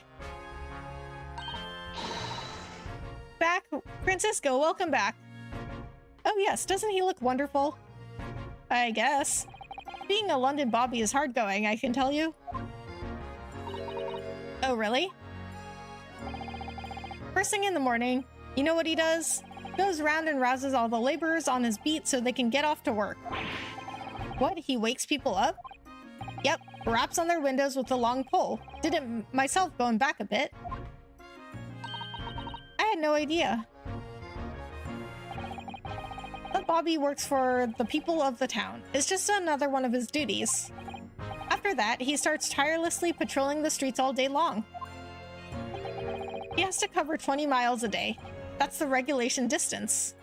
Wow, 20 miles a day? I can't really imagine how far that is, but it sounds like a long way. That is definitely a long way. Let me see. I couldn't even walk like a mile a day. I don't even like going outside. 20 miles. That's approximately the distance from Tokyo to Yokohama. On foot? That's definitely taking things a step too far. Anyway, when it gets dark, of course, he has the important job of lighting all the gas street lamps. Oh my. And I suppose in between all of those duties, Bobbies are expected to investigate cases as well? And chase after criminals trying to evade the law? I'm not sure you could call it in between exactly, more alongside, but yes. They're expected to handle those jobs as well. We do have men keeling over from time to time, I admit. Huh. I wonder if this is historically accurate, because if it is, I didn't know that. I'd always dreamt of wearing one of those helmets, as I said. But it's with a heavy heart that I shall have to relinquish that dream to you, Mr. Naruhodo. Okay, so, Ventus. Like, looking at Susato from the front like this, her hairstyle like this is definitely very Maya. Maya had longer hair, but she had this little, like, thing in the front. And then she wore something similar. Your heavy heart will be my heavy head if you do. About the case. From inside body. Hello, Chara has taken over my body again and I'm trying to get him out. Okay. You're trying to get who out? Hunter? Or Temmie? It happened at around 5 in the evening 2 days ago, just there, on that open bit of pavement. The victim, a young woman, was stabbed with a blade from behind. Is it right there that the lady is still unconscious now? You mentioned that she's being treated in hospital. I never said she was a lady. Okay. Truth is, unless she comes round pretty smartish, we won't be able to find out much about her at all. I suppose that means they haven't been able to take a statement from her, of course. Here's a map of the local area I happen to have on me. You can take it if you want. Really? Are you sure? I'm trying to get Chara out of control of my body. I see. Well, okay, so how are you gonna do that? It's your policy to give lawyers, defendant, suspects the odd bit of information to go on. I haven't actually accepted the job yet, but still. Thank you, Inspector. We gratefully accept. A street map of the local area showing where the victim was found. Added to the court record. Okay, so let's take a look at that.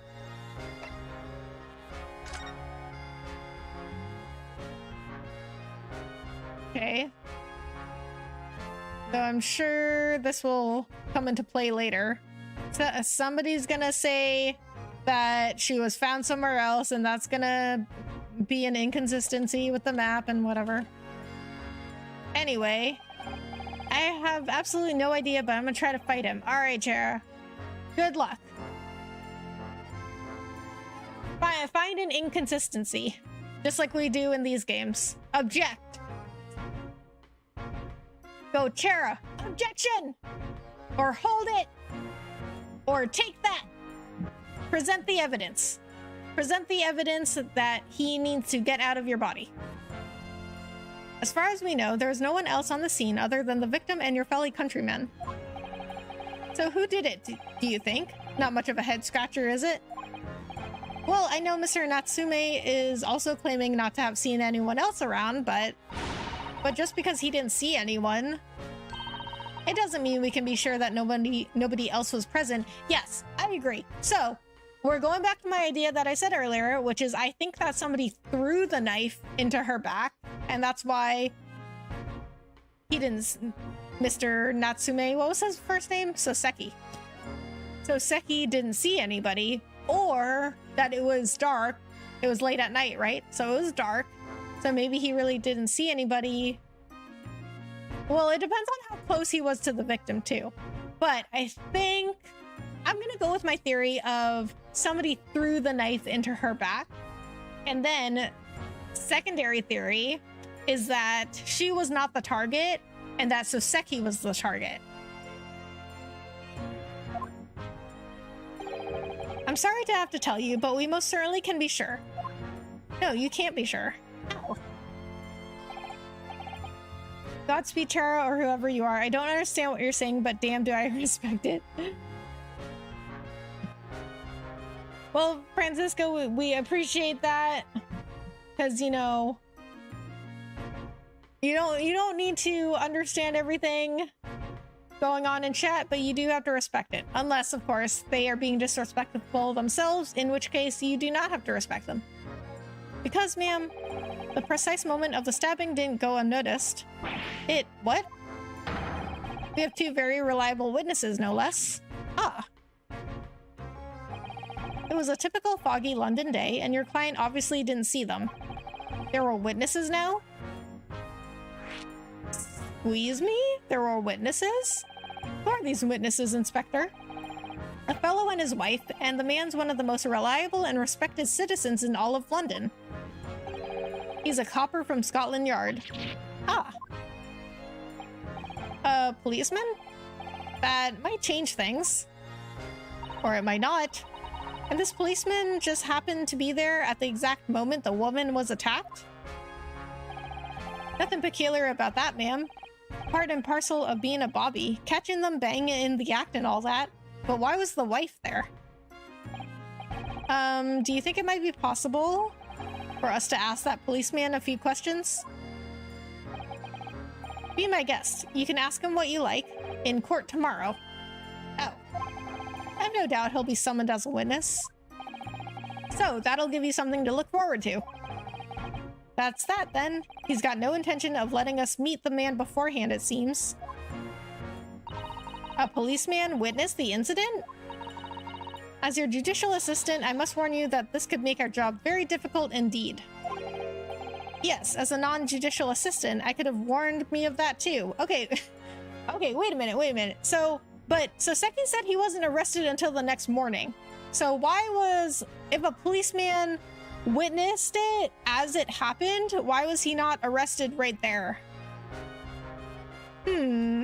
Questions we need to get answered. Oh yes, one more thing, Inspector. What? The person who led you to the suspect, I hear that it was Mr. Herlock Sholmes. What are you bringing him up for? Was it something I said? The color has drained from his cheeks.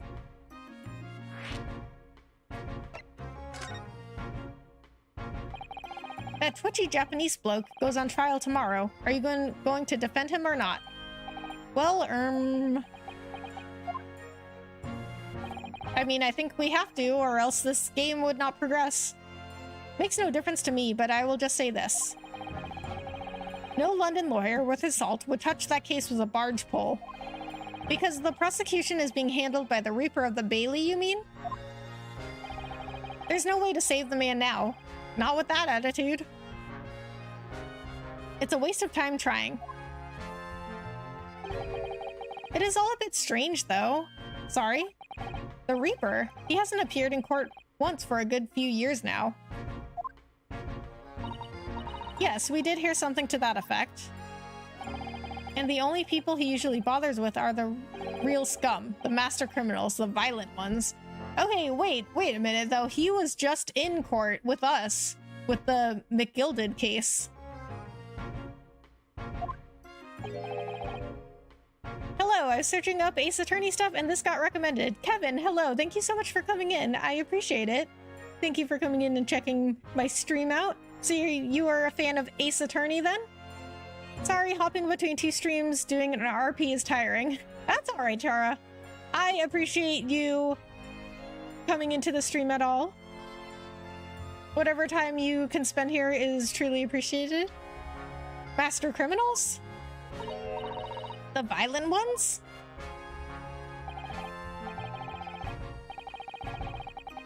Hello, Kevin. Hi, Kevin. Welcome. Thanks, guys, for welcoming Kevin to the stream. I appreciate that.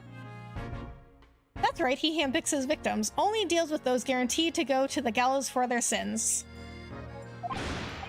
But Mr. Natsume wouldn't hang for what he's accused of, surely. That's just my point, Sunshine. Yes, the young woman was stabbed, but it didn't kill her. Couldn't even say the intent was there. Thank Polybius I'm here. Oh, I will.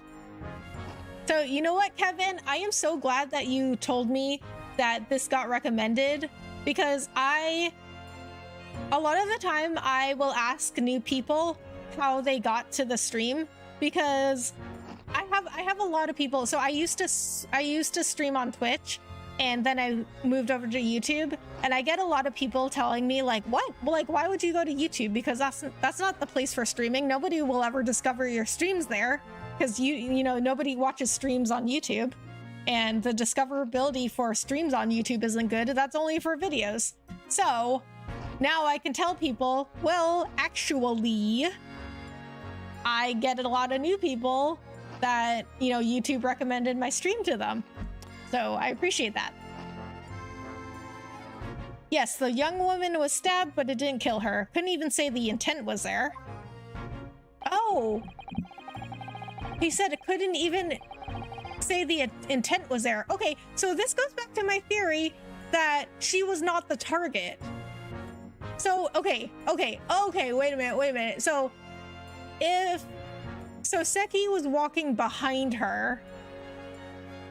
I think he might have been the target. He was walking behind her. I think the knife was thrown at Saseki, but it missed and it hit the lady instead. At all, I hate autocorrect. So do I, Chara. I turn autocorrect off on everything because it is never correct. Well, that point is proved wrong. I know, right? Exactly. That's why I like to ask people, because then I actually have data to back it up, you know, because I I don't like going out there and just like saying stuff without having facts to back it up, because I can tell you lots of people do that. Like, I mean, people trying to make it on Twitch. I'm gonna tell you, well, I was just talking about this, but I'm gonna say it again. A lot of people on Twitch are not doing their research, and they are just going live as much as they can on Twitch, just hoping that they'll like get discovered and blow up on Twitch. And when I went to YouTube, everyone thought I was insane. Everyone thought I was crazy. Okay, everyone still thinks that I'm crazy because okay, listen, when I get very fired up about this topic. So Kevin, I don't know what kind of impression I'm making on you, but I get very passionate about this. Okay, so every time I make a tweet about moving from Twitch to YouTube, I get like a barrage of people telling me like I'm stupid, I'm an idiot for going to YouTube because nobody watches streams on YouTube. You like the discoverability is only for videos.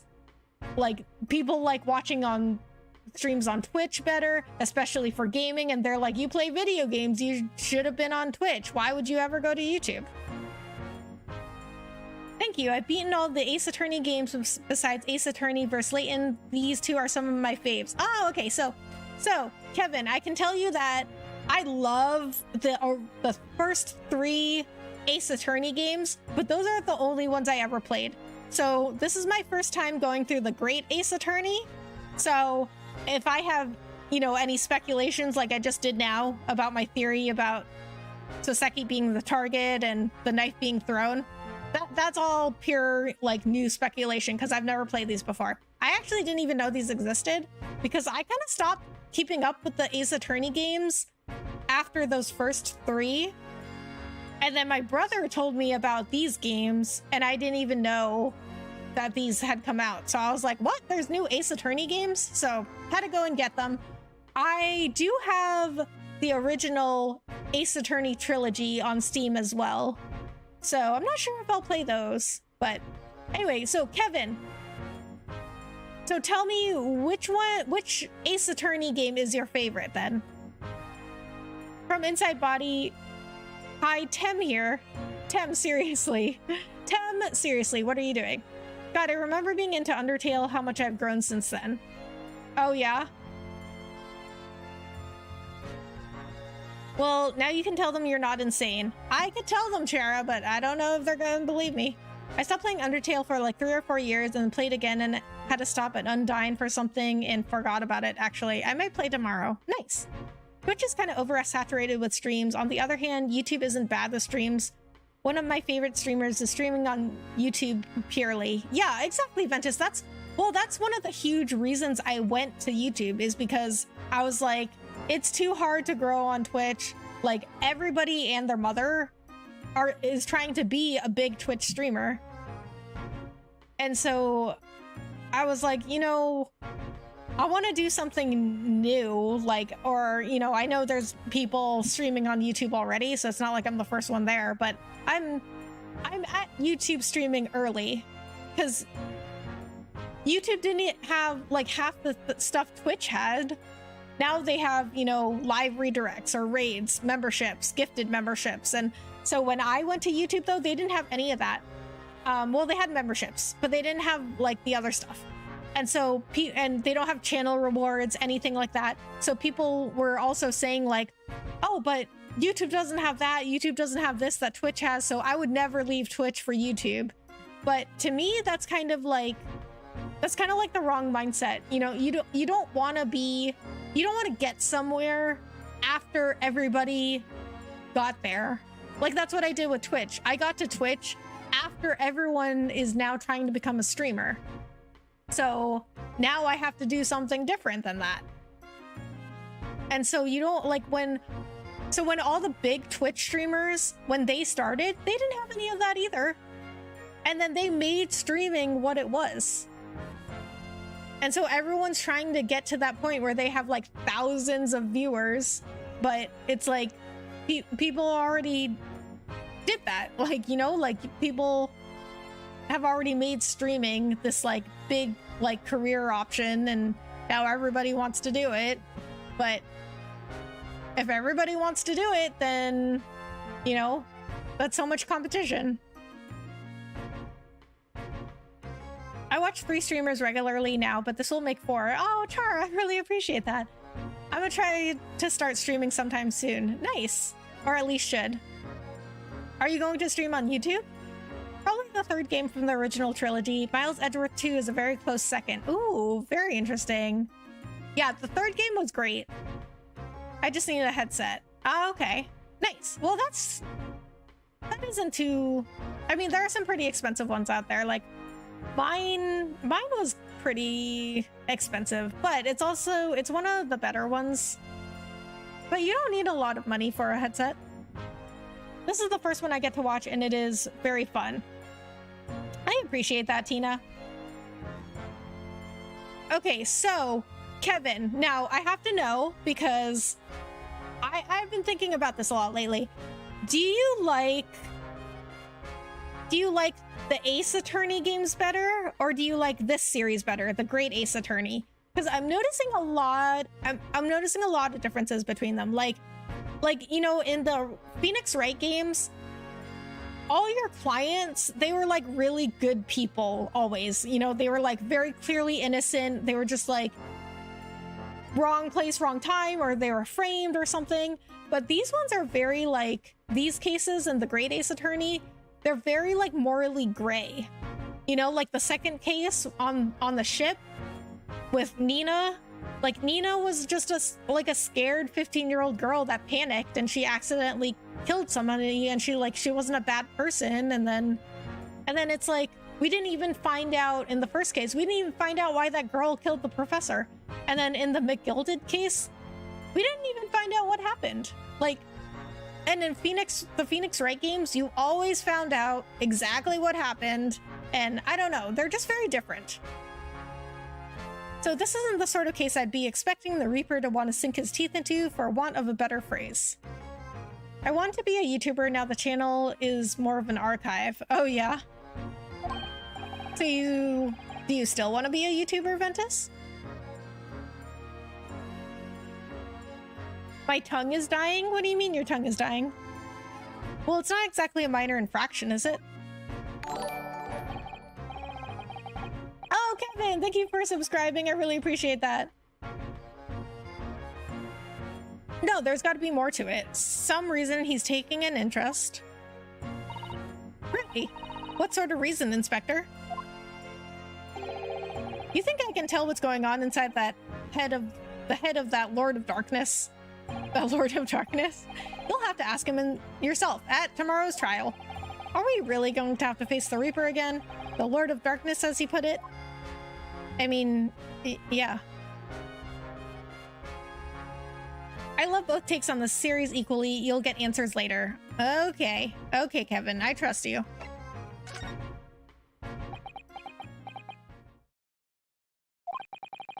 Who did you hear that name from? Now, I don't have any of the social skills. I might do something more as a hobby, but it's not any serious nowadays. What do you mean you don't have any of those social skills? I don't think you really need social skills to be a YouTuber. I mean, I guess it depends on the kind of content that you're doing. Because if you're doing, I think you need to have more of a social skill set if you're doing like entertainment and streaming, because you have to like talk to people. And then with entertainment, you have to be socially aware. But I think if you're doing stuff like educational content, I mean, I think you should be a good teacher. But it just depends. Like let's say like with like reviews of things, like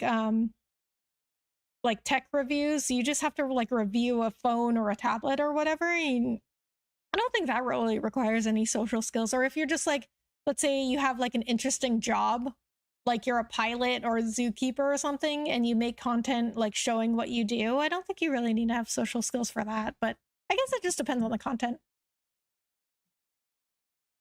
Who did you hear that name from? Oh, well, it was Mr. Natsume who mentioned it. He said that Mr. Sholmes was with the police when they entered his lodgings. I'm sure it was the result of one of Mr. Sholmes's great deductions. I honestly need to call with people or find video ideas. I'm not really good at a lot of games. Well, at least like super, super good. Oh, I'm not good at them either, Chara.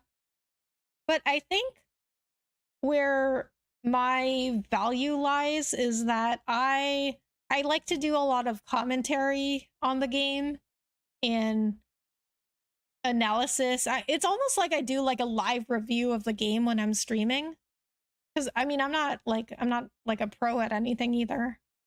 But I also like to comment on like the story and the mechanics and stuff, and you know, just like what I was saying earlier, like my theory on the girl that got a knife in her back. Like I have a theory that the knife was thrown at her and that she wasn't the target.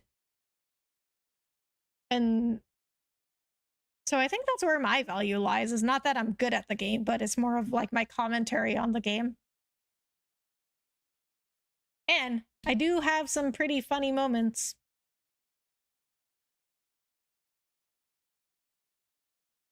Collabs. Oh, okay. Again, autocorrect. Collabs. Yeah. Yeah, those will come in time, Chara. But, you know, Chara, I had a really hard time coming up with video ideas too, because all I was doing was game streams. And from everything that I looked up on how to grow your channel, all the advice was like, you have to make other content. You have to make like videos about something. And so what I decided to do was my small streamer diaries, where I discuss, you know, being a small streamer, the things that I've learned, the different platforms, all that stuff. And I just kind of found it. I just kind of like stumbled into that topic just because like throughout all my research, that was just something I've found that I was like very super passionate about. And then I also found out that, you know, people were not doing their research. And there are a lot of misconceptions out there that if people just did their research, they would find out, you know, like just streaming hours and hours on Twitch is not going to be productive. And now I'm going to turn it into a podcast. So I think you just kind of have to like slowly discover what you're passionate about and then go from there. And I've also been asked to do game reviews, which I haven't done yet, but I would love to do those. I got back on Code Vein. Code Vein, what's that? I don't think my voice is good for any type of content, to be honest, but that might be me just disproving of it not being absolutely perfect. I mean, Ventus, you could always try it, you know?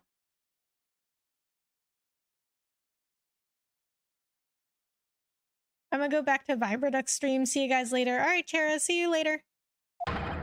Fiddle faddle. Ah. The man's an amateur, and I'm getting sick and tired of him showing his mug everywhere. Ooh, game reviews. I know, those sound fun, right? But I think, Chara, it's like, you just have to, it's like, what do you like to do? Like, start with that. Because I like to do a lot of research and analysis on everything. And that's kind of how I got to like my small streamer diaries series. And then I had to find something that I was passionate about. I don't know where he gets his information from, but he turns up at the scene of the crime, wanders around spouting incomprehensible rubbish, and before you know it, he claims to have solved the case. Yes, he's quite astounding, isn't he?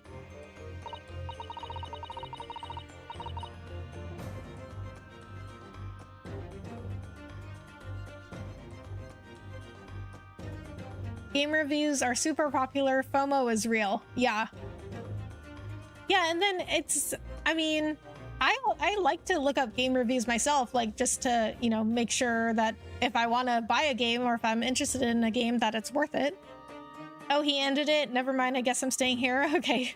Okay, Chara. He is a great help to Scotland Yard, though, isn't he? Gibble gabble. Ah. Ever seen this before? Oh, yes. That's Rance Magazine. The wonderful publication in which the adventures of Sherlock Sholmes appears. Yes, well, that wonderful publication, as you put it, sees fit to include several of the Yard's detectives in its stories. and the so-called great detective makes a mockery of us, of all of us. If you ask anyone at the yard, it's a misadventure to be included in any Sherlock Sholmes tale at all. Well, I suppose there is an element of that.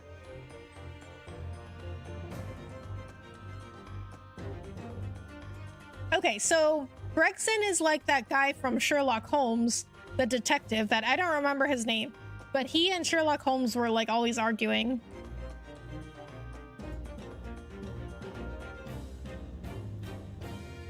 I wanted to talk more about the cult. What cult?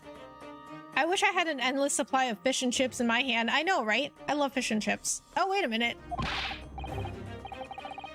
Is this the fish? Kevin, I have been saying this whole stream that this was a potato. I thought this was a whole potato that he was eating. But I guess that makes more sense that it's fish and chips and this is the fish. Okay, well, oops.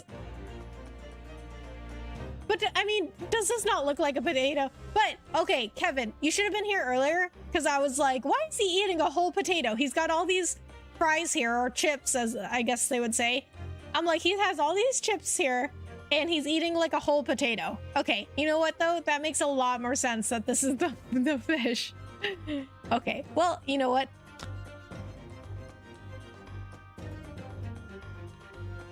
At least Chara has no reason to be in control of my body anymore. Because of what? Souls-like anime game, very punishing but very fun, and it's on PS4, Xbox, and PC. Ah, okay. Watson. No, it wasn't Watson. It was, I'll have to look it up. But it was like another detective. Or it was like an inspector.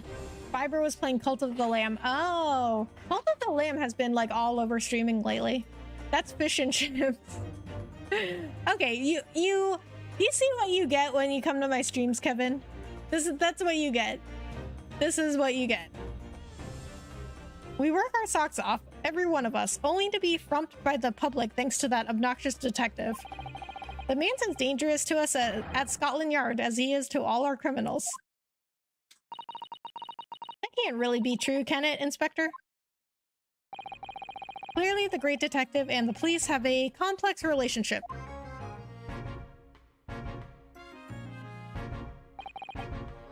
Well, I don't think we're going to get any more useful information out of the detective. Mr. Naruhodo, can I make a suggestion? Oh, yes, what is it? Well, it seems to me that we must speak with him about this. By him, do you mean Sherlock Sholmes? Mr. Sholmes? I too thought it was a potato. Thank you, Francisco. And how it magically refills when he eats. I know, right? What's up with that? Yes, Mr. Sherlock Sholmes, exactly. Okay, so see, Kevin, I was not the only one that thought it was a potato. Look at those shining eyes. You can't wait, can you? Well, Mr. Natsume did blame Mr. Sholmes for all this, didn't he? Plenty of fish in a bag of holding. Yeah, apparently. I mean, I would love a magically refilling cone of fish and chips. Yes, he did. He really did. Which makes him an involved party in the case. Are you just going to ignore that? I hope not. I assure you, it's not simply my selfish desire to meet with Mr. Sholmes again.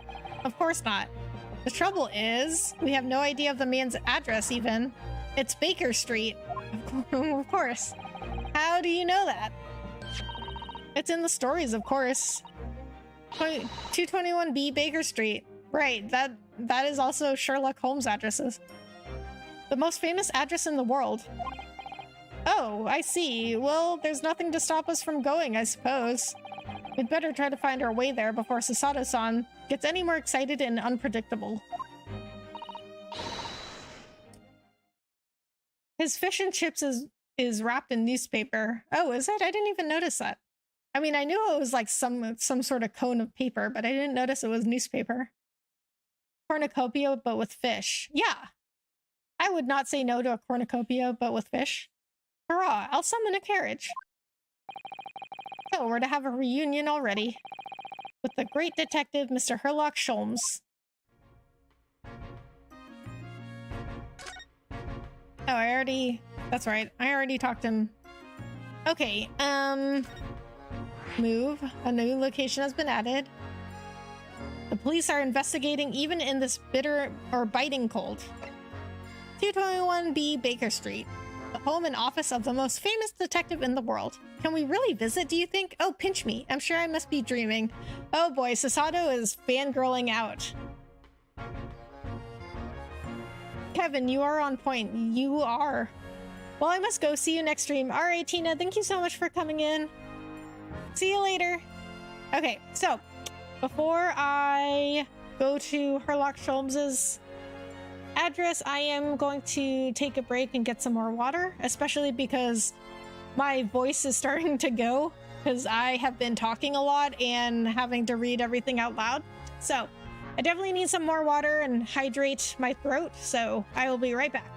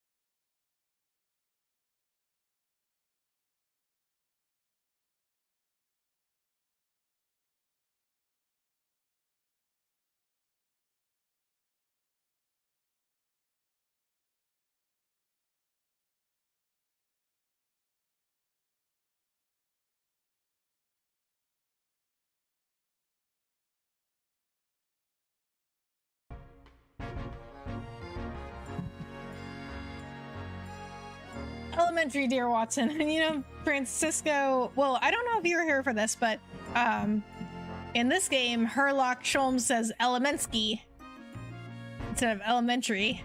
I think I have a short on it too. I've been to this game last year, so it's still fresh in my mind. Oh, okay, nice. All right, so if I get stuck, then you can help me. We were pretending it wasn't a cult and just a normal civilization or party, and Chara took over whenever they accidentally said something that hinted it was a cult. Okay. I'm dying.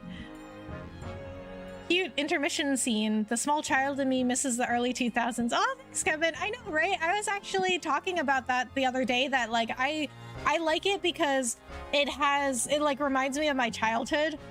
Like, because it has something that looks like a not a DS, like a Game Boy, and like the Arizona iced tea and like the Tamagotchi. I miss the early 2000s too. Honey and tea can help ease one's throat, I think. Maybe non-caffeine tea. Okay. I definitely have honey. I'm not sure if I have tea. I'll have to get some. Okay, so what is this? What is this? Oh, you can't see it. But there's like a little person icon because of my camera. You can't see it, but there's like this little person icon. All right, I'm gonna move my camera for a second. Okay, there's this. What is this little person icon next to Briar Road? My camera back.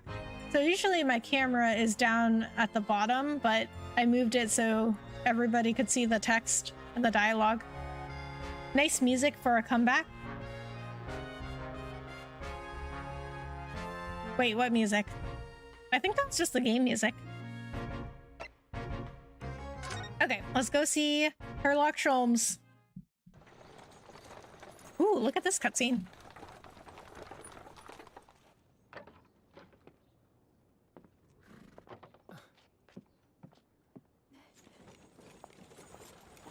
Thank you very much. It's just up there overlooking the street. Good day. Thanks again.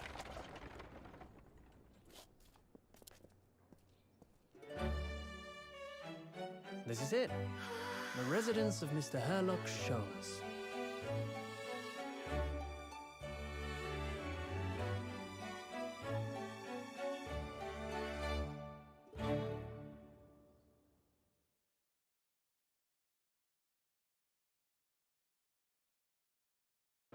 Oh, wow. Okay, did anybody ever watch the BBC series Sherlock Holmes? Because this place looks exactly like Sherlock Holmes's place in that show. I think that icon just shows you where you are currently. Oh, okay. That makes sense. Thank you, Kevin. In-game music. Yeah, I think it was just the game music. Hey, Rebecca, how's it going? How is the Ace Attorney trilogy? I'm near end of Act 2 and got most of the trophies in the playthrough while I'm dying to play The Last of Us Part 1 remake for 100% platinum. Oh, nice. Melvester, it's going good. How are you? It's been a while. So this is actually the Great Ace Attorney, not the Ace Attorney. So there's only 2 games in this series. The Ace Attorney has, well, actually the Ace Attorney series has, well, okay, so let me step back. So there's an original trilogy, and then there are like spin-off games, but those are also called Ace Attorney, I think. But this one's the Great Ace Attorney, so these are a little bit different. It takes place in a different time period with different characters. Yo, Red Hood! Thank you so much for coming in. How are you? How is your weekend going?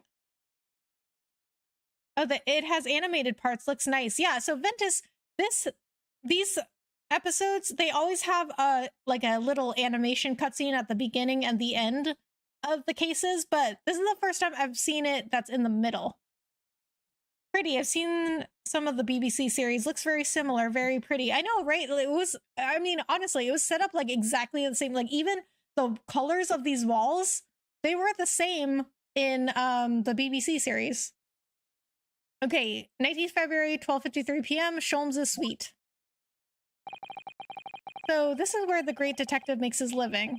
So Red Hood, I think you just missed Bit. I don't think he's here anymore, but he was just in here. So this is where the great detective makes his living. It feels surreal to be here somehow. Oh my god. What is that thing? What is this thing? Is it as described in the stories, Miss Sasato? Sasato-san? it's going all right. I have work tomorrow. Hopefully your weekend is going good. It's going pretty good, Red Hood. Thank you for asking. It's just been like super busy already. So what did I do last night? Oh, well, I was on the podcast with you and Bit and Hunter and Blaze. But then after that, I don't think I really did anything. I watched a lot of Smallville.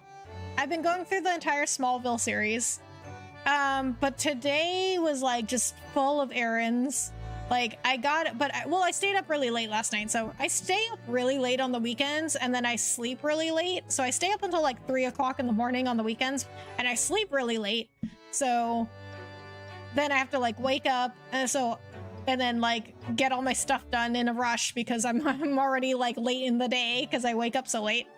So today I worked out and then I had to go to the mall to return something and then also ended up buying a bunch of stuff. So there's that. Then I had to go grocery shopping and then I had to like tape an audition because I do some modeling on the side. And I had to tape an audition. So I had to do that, send it in, take care of the dogs, have dinner. So that took up like the whole day. And then tomorrow I have a photo shoot in the morning. I mean, it's not like super early, which is good, but it's like a 45-minute drive. So it is earlier than I normally get up on weekends, but model's got to shoot, you know, so. But then tomorrow, I don't think I have anything after that, so I can just relax after the photo shoot. And then Monday, I think I'm gonna go check out this town that's nearby, bring my dog around. Oh, Sasato's smitten with the place. I know, look at her. Sasato. Oh, okay, so I've been pronouncing it incorrectly this whole time. Sasato. Is that how you pronounce it? What have I been saying? Sasato. I've been saying Sasato, but it's Sasato. Sasato. Okay, so it's like somebody is sus and then auto, like Grand Theft Auto, and put those together, so it's Sasato.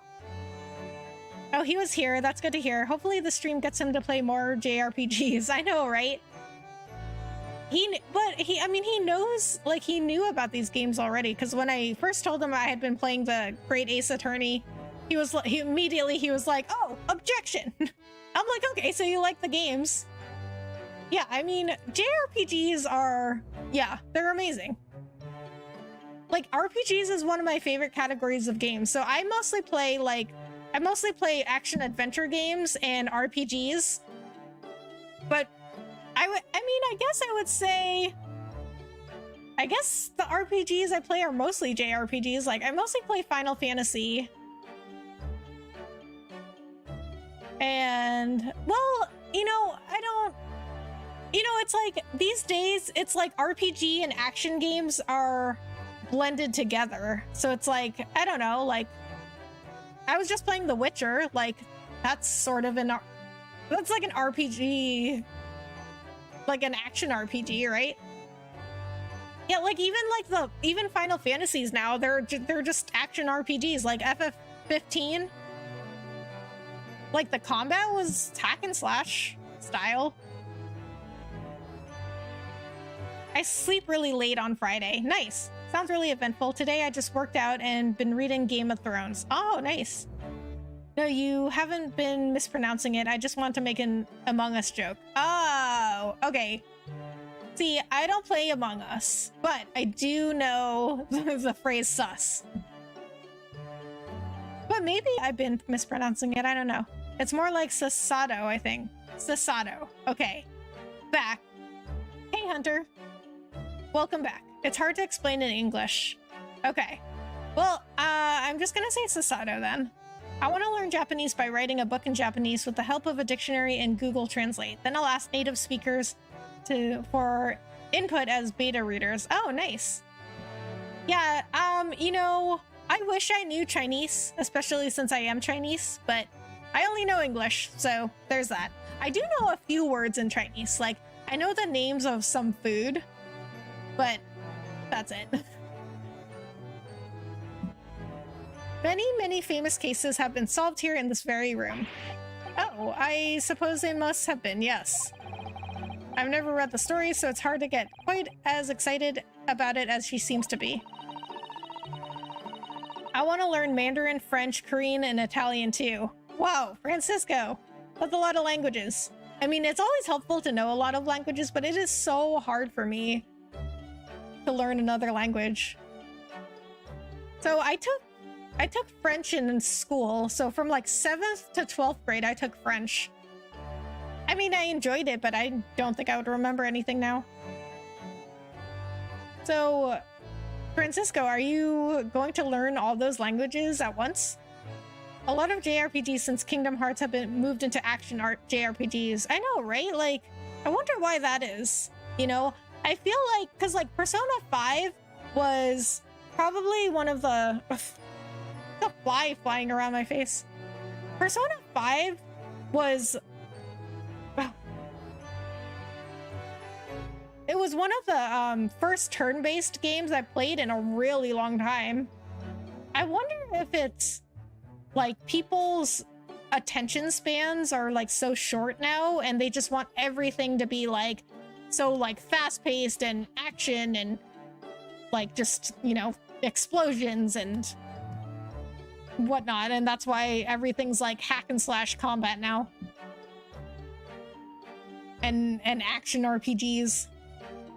The detective chases the villain relentlessly as he disappears into the fog down an unlit London street.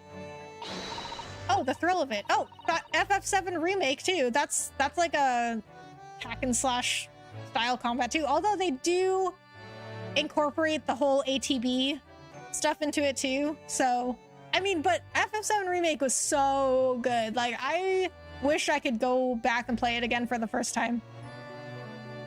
I learned English. It wasn't my first language, but my parents really wanted me to learn it. So here I am now, being as fluent as I am in my first language. Oh. What was your first language, Ventus? Polish. Oh. I did not know that. I think writing in a language will help me remember the meaning of the words, sort of like the memory palace technique. Most people only need to know a few thousand words in a given language. Yeah, I think definitely writing helps a lot. And when I was in French class, what my teacher would do, and he was a really good teacher, he would show us a movie in French. So we would watch Wallace and Gromit. You guys know Wallace and Gromit? Those are great movies. But he would have us watch Wallace and Gromit in French, like with, or I can't remember if there were subtitles. But anyway, he would have us watch it in French and then translate, like, line by line. Oh, the thrill of it, the romanticism. Can't you feel your heart thumping in your chest? Can't you, Mr. Naruhodo? Oh, I suppose I can, yes. So, if you don't mind, I'll just stand here and soak up the atmosphere for a while longer. Okay. Please don't mind me. Ah, she's obsessed. Well, it looks like our detective friend isn't home at present. Excuse me, is anybody home? Oh, do we have a visitor? Oh. Hello, is it a big new case for Mr. Sholmes? That's the girl that invented that smoke grenade launcher.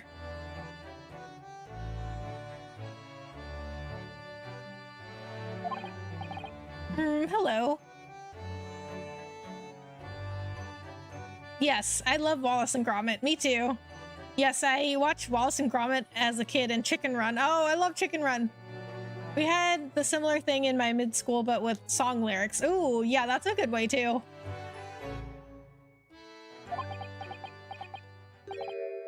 Wait. Aren't you... Oh, how rude of me. I'll go and make some tea at once. I'm sure it's the same girl. Miss Sasato, did you see the girl who was just here?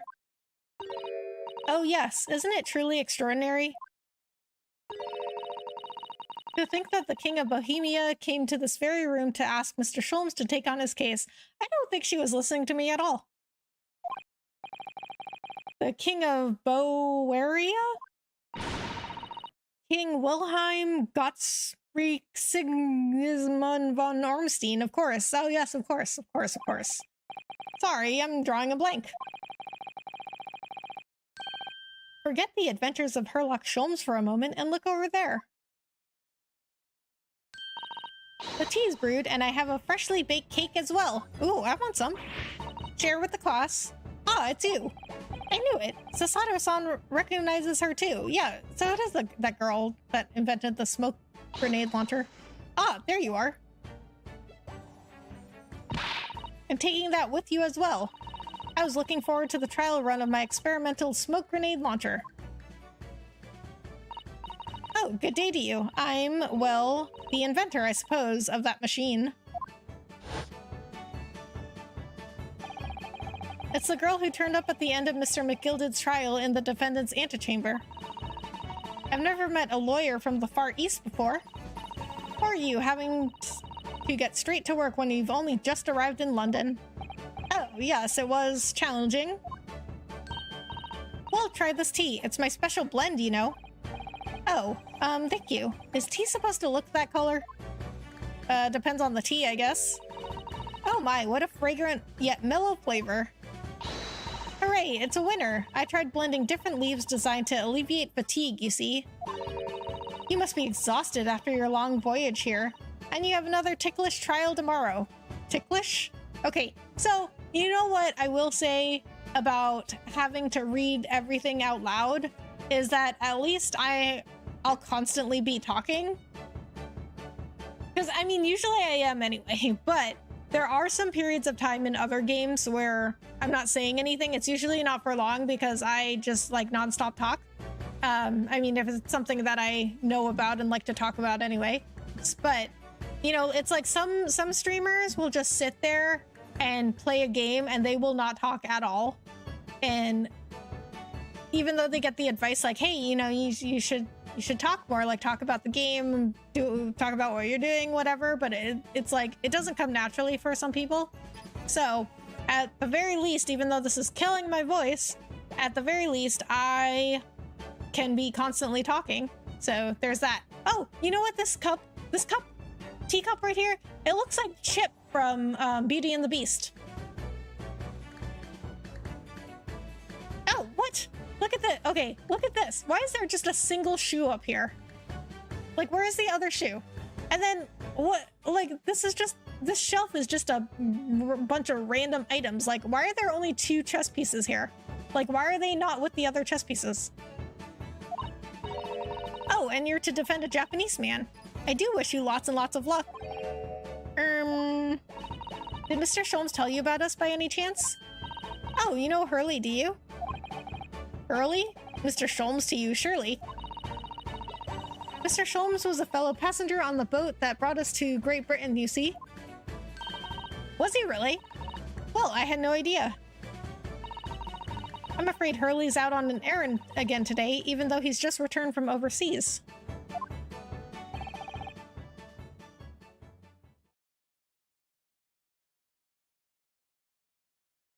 Wait a minute. We met this girl for the first time ever yesterday after the trial, and only briefly at that. How on earth does she know so much about us? Did she deduce all those things, do you think? And perhaps more to the point, why is she here in Mr. Sholmes' suite? Oh, silly me, I haven't introduced myself, have I? No, you haven't.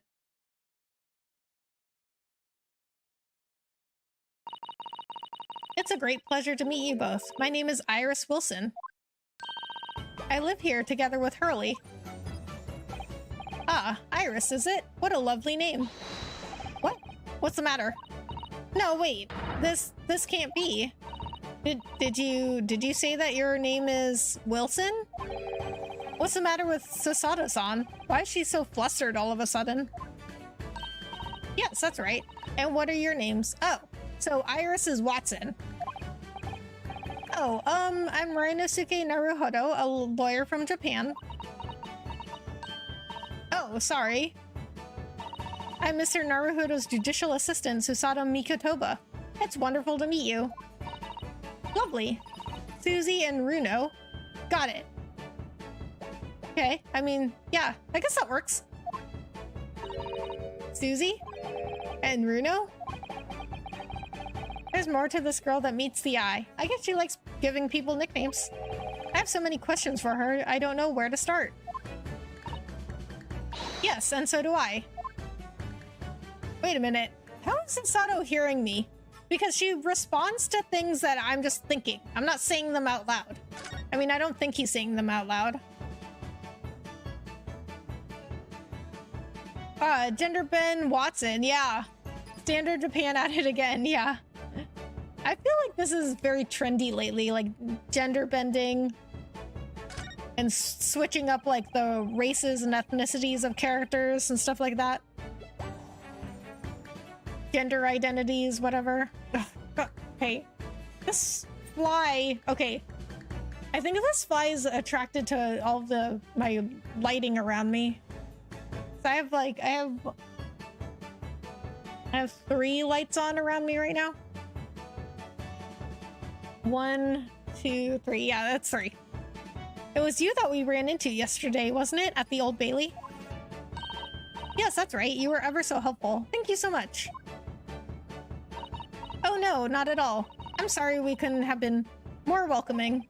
Though at the time, we did have a rather large gun pointed at us. Yeah, just like that. Like this? Yeah. Gulp. Yeah. Why don't you not point that thing at me? I'm thinking back now, you left with Miss Lestrade in tow, didn't you? Oh yes, that awkward witness, Gina Lestrade. Oh, Ginny?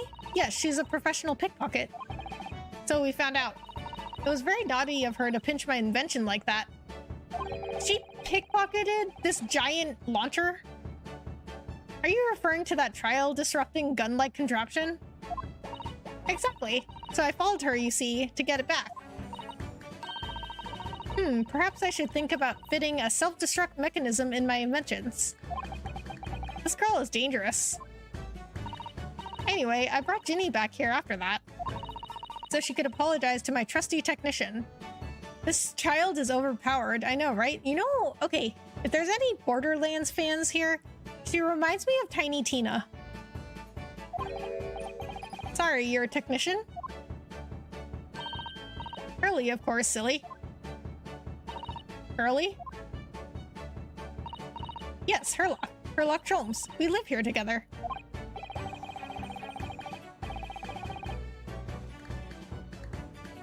I had no idea the great detective had such an interesting young daughter.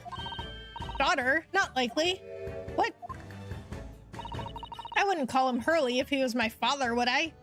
I guess not. Well then, what is your relationship with Mr. Sholmes?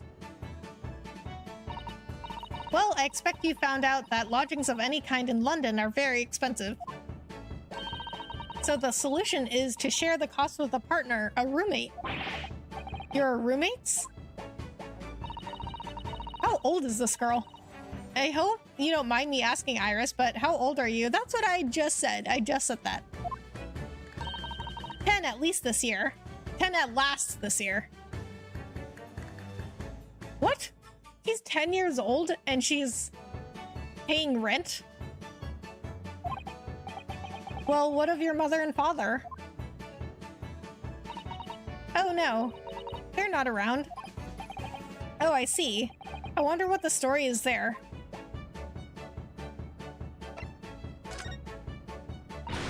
Oh yes, there's something I must ask you.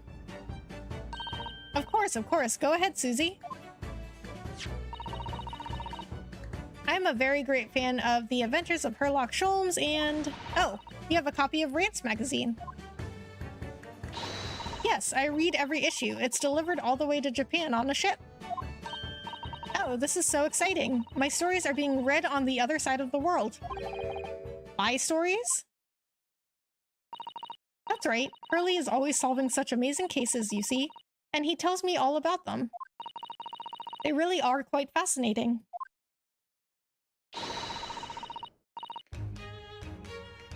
It would be such a shame if I was the only one who ever heard them, don't you think? Goodness. Last night, he was telling me all about a new case he just solved on a steamship traveling from a faraway land. Whoa, whoa, whoa. He solved it? I don't think so, buddy. I don't think so. I mean, I guess he did help. But we were the ones that actually solved it. So I was just in the middle of typing up the manuscript for the next issue before you came. So you are the author? Yes, I'll let you in on a secret if you like. I'm going to call this latest adventure The Speckled Band. I love anime. Oh yeah. I still have not watched any anime, Francisco. But okay, you know what, Francisco? Weren't you talking about Hunter or Hunter x Hunter or whatever it was in my last stream?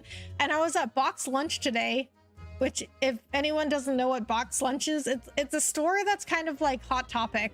They have a lot of like pop culture, like gaming merchandise, like shirts and like Funko Pops and pins and stickers and stuff. And they have like a lot of gaming and like anime stuff and like cartoon stuff. And I saw like a Hunter jersey there. And I was like, oh, now I know what that is. Wish I was self-employed at 10 years old. I know, right? Like, what? She's 10 years old and she's like writing magazine articles and paying rent? Like, what? Yep, the X is silent. Okay, so I saw a Hunter jersey at Box Lunch. I'm like, hey, I get that reference. The Speckled Band, that's certainly very familiar. Of course, I always change one or two details on the stories here and there. Like the fact that he solved it. This time I had the idea of making a venomous snake be the cause of all the trouble. Oh. Okay, so they're not exactly true. All the articles she writes are not exactly true. Oh, that was Mr. Sholmes' first thought as well, actually. Yes, and of course I know that a snake might not be a credible fit for the facts in the case exactly, but it's a story. Some poetic license is justified to make it more thrilling, I think, don't you? I mean, well, yeah, I guess as long as it's not presented as the truth. Cool, synchronicity, right. So, do you mean to say, are the stories about Mr. Sholmes that are published in Rants magazine all written by me? Yes, on my wonderful and very modern typewriter.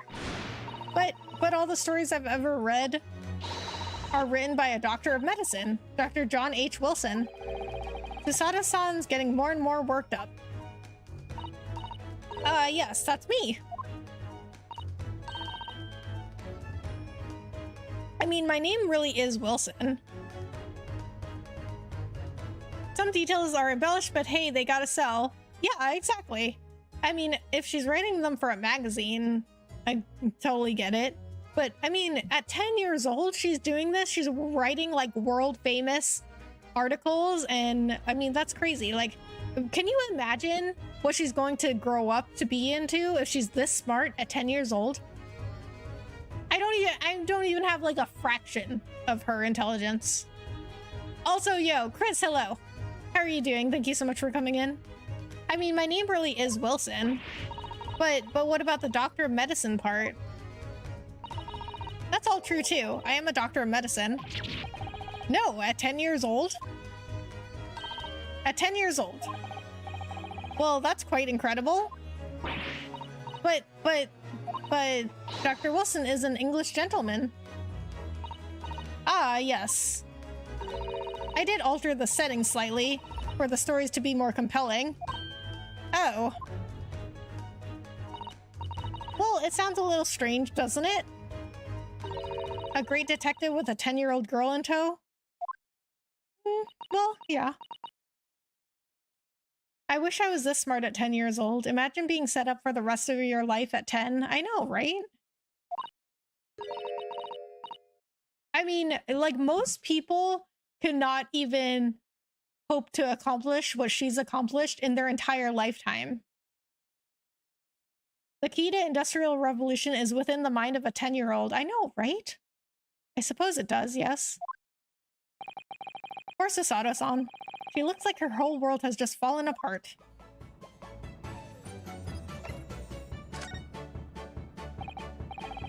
About before. Yes. What's on your mind, Runo? Do tell me. How did you know that I was a lawyer and we just arrived in London, I mean? Yes. Oh, and that we have a difficult trial tomorrow. How did you know all of that? Oh, that's what you mean. Please, tell us how you did it. Explain every detail. Of course, I'd be delighted, although there's really no mystery. Now, let's begin. Iris Wilson is proud to present her Logic and Reasoning Spectacular. Oh boy, it's one of those, except with Iris instead of Herlock. First of all, I knew already that you are a lawyer, Runo. After all, I met you yesterday at the Old Bailey in the defendant's antechamber. But you also said we'd only just arrived in London. How did you know that? I observed a passport and travel ticket protruding from your breast pocket. Oh. So I was reasonably confident that you must have only just arrived in the country. And on top of that, you accepted a case against that particular prosecutor, telling me you were unaware of London's court affairs. The Reaper of the Bailey? I walked right into that one, didn't I? Then I noticed a red ink stamp on the back of Susie's hand. You were given that when you visited the local prison to meet with a suspect, weren't you? Earlier today. Ah. They use those stamps to keep a close eye on comings and goings, you see. I didn't realize. And a red stamp is only used for people visiting foreign inmates. So that told me that even though you had only yesterday concluded the trial of Magnus McGilded, the two of you had already had a cause. The two of you had already had, okay. The two hads confused me. The two of you had already had cause to visit a foreign inmate at a local prison. However, neither of you was wearing a particularly sad expression on your face, so I concluded that the prisoner was unlikely to be a friend or relative. That led me to believe you must have accepted a new case. I see. But how could you have known that the trial is tomorrow? Well, having barely been home a few hours yesterday, Hurley solved yet another case. It obviously amused him. He told me he'd caught a Japanese man who was bawling and trembling. Why is he laughing about this? Messed up. A Japanese man? Well, clearly that must have been Mr. Natsume. Now, Runo has that fancy Japanese sword. And I think your outfit is called a kimono, isn't it, Susie? Well, anyway, it was clear to me that you both come from Japan yourselves. So I put two and two together and decided you must be defending the Japanese man Hurley caught. So this is like the show, the BB show, Sherlock Holmes, the way that she's doing all these deductions. How long do you think you're going to stream till? I think that I am going to go through Sherlock Holmes's suite and then end it. So basically talk to Iris, like finish talking to Iris and then examine the things in the suite and then end. So probably like, well, I guess I don't know how long this will take. So I'm going to say like 10-15 minutes. So, okay, so I'm going to, let me say this. I'm going to try and finish out like this whole suite part, but I don't know how long that will take.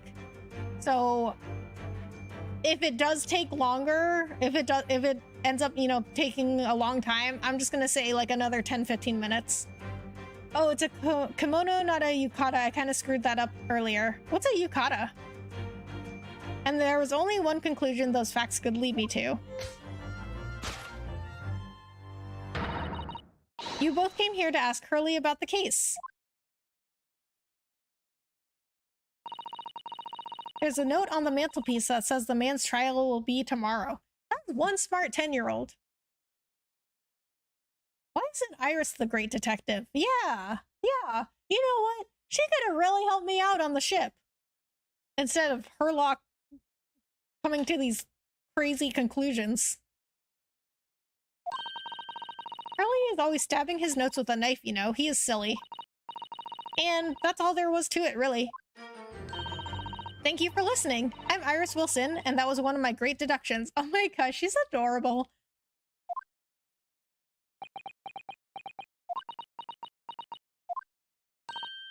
Well, was it a winner?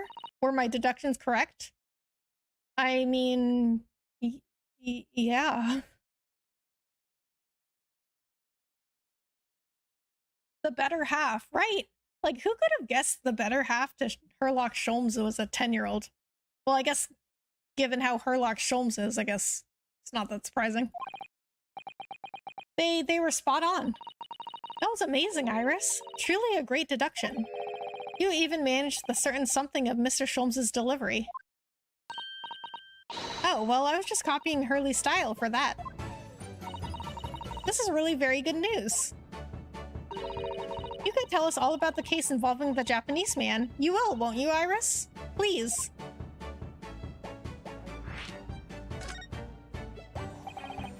So yesterday, Mr. Sholmes apprehended a Japanese man, you were saying? Yes. Hurley had just arrived back in London after his sea voyage. But the police were waiting for him at the railway station to take him directly to the crime scene. Ah, the great detective is a popular man, it seems. Apparently, a woman was stabbed on a quiet street somewhere in town. There were witnesses who had seen a short, shifty-looking stooped man running away from the scene. A short, shifty-looking stooped man? Mr. Natsume, beyond any doubt. Oseki-san said that he didn't see anybody else on the street at all. But it seems there were witnesses after all. Hurley used his great deductive powers to determine the man's address. It was a lodging room very nearby. He went directly there with the police, and what did they find? A short, shifty-looking stooped man shivering in fear. Oh, Mr. Sholmes' great deduction certainly hit the mark that time. Of course it did. He's a great detective. Still, that means the incident occurred only 2 days ago. Surely tomorrow is too soon for the trial, isn't it? Yeah. You go out of your way to get the in-game achievements. No, I'm not really like a trophy hunter. I mean, I know, you know, like on PC, they're not called trophies. That's like a PlayStation thing, but achievement hunter or like trophy hunter or completionist, whatever you want to call it. I'm not really like a completionist. I like to just like play the main storyline and then pretty much I'm done with the game. Because like in like open world games, usually once I complete the main storyline, I don't really play after that, and I don't really go like do side quests after that. I'm like, okay, I'm done. So I mean, well, in this game, like, no, but in other games also no. So I will do side quests in like open world games, but I will not like 100% it. Definitely. We have no time to investigate properly. Hurley says that London is rife with crime. Oh. Scotland Yard is doing its best, but they can't stay on top of it, apparently. Oh dear. I hadn't realized the situation was so dire. That's why they can't afford to spend too much time investigating cases and trying the criminals in court. Staff and money are both short. Crimes are usually pinned on the first suspicious person. Oh, good. Cool. Great criminal justice system. That's terrible. I suppose it's the harsh reality of the workings of the world's greatest justice system. Yeah, I mean, yeah, it's messed up, but I guess if they don't have the budget or staff, and it's still a work in progress. I mean, the criminal justice systems today all over the world are still a work in progress. I was gonna say you'd probably despise Xenoblade then. Oh, really? Why is that? I suppose it is, but in that case... So, okay, I have not played Xenoblade, but I played one of the Xeno games. It wasn't Xenogears. Xeno Saga? Let me look it up.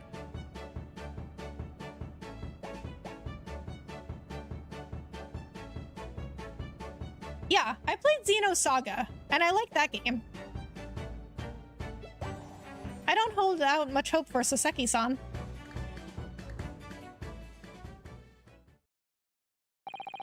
Thank you for answering so many of our questions, Iris. This has been very informative. Oh, you're most welcome. I've had so much fun. Do you happen to know where Mr. Sholmes is at the moment? As you guessed, we'd like to ask him some questions about this case as well. Well, I expect Hurley is still investigating the scene of the case involving Mr. Natsume, you mean? Yes, Mr. Natsume? Hurley said he was going to the man's lodgings. If you leave now, you'll probably catch him there. Iris, do you know where these lodgings are? Where those lodgings are? Well, I imagine the police are still investigating the scene of the crime themselves, aren't they? Did you happen to come across a detective by the name of Gregson when you were there? Yes, we did. Yes, we know Inspector Gregson. Ah, goody. In that case, give Gregsy this for me, would you? Gregsy. She's adorable. If you do that, I'm sure he'll tell you what you want to know. What is this? Yeah, what is that? A 5-shilling piece and a postcard, it seems. A card for Inspector Gregson with a message on the back from Iris. It reads, tell the gentleman in black whatever he wants to know. I trust that won't be a problem. Okay. Is that all it takes for Gregson to tell me everything that he knows? Gosh, this will make the inspector help us, will it? Xenoblade is a series that's known for its extensive amount of side content, many of which can be quite involved. Well, you know, like, if it's an interesting side quest, then I like it. Like, so in The Witcher, I definitely did not do, like, 100% of the side quests, but I really like the side quests that were, like, pretty involved and had to do with, like, the major side characters, like Dandelion and,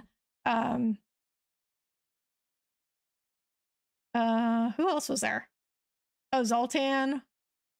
And I don't know, like Geralt's friends. Oh, Yennefer, Triss.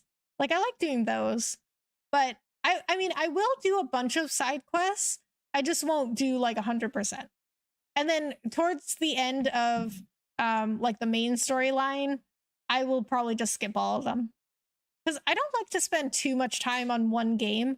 Like, I don't think I could ever be one of those channels that only ever does one game, which I know is like the opposite of advice that you should have for YouTube. Like, because if I look up like how do I grow my channel as like a gaming channel, I know all the advice is going to be like start off with just one game like that has a lot of content, like I don't know, Minecraft or like Apex or Fortnite or something where there's like a lot of content that you can give advice on, Fall Guys, whatever.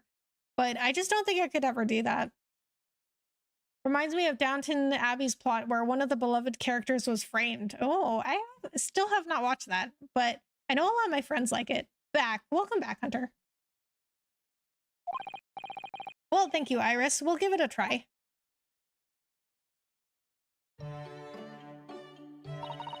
Good luck then. I'm going to return to writing my manuscript, The Speckled Band.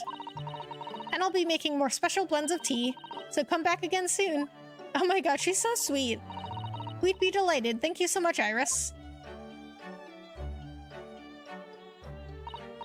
Well, Mr. Naruhodo, it's back to the scene of the crime. Oh, they didn't let me look around. So, somewhat dubious that they would exert any influence over the men of Scotland Yard at all? We headed back to the scene with Iris's curious note and one of the world's heaviest silver coins in hand. Okay, let me look at it.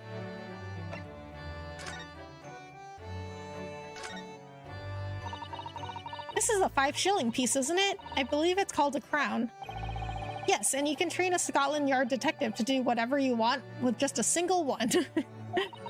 Iris must be the most powerful 10-year-old in the world. I know, right? How much is 5 shillings, by the way? What's it really worth?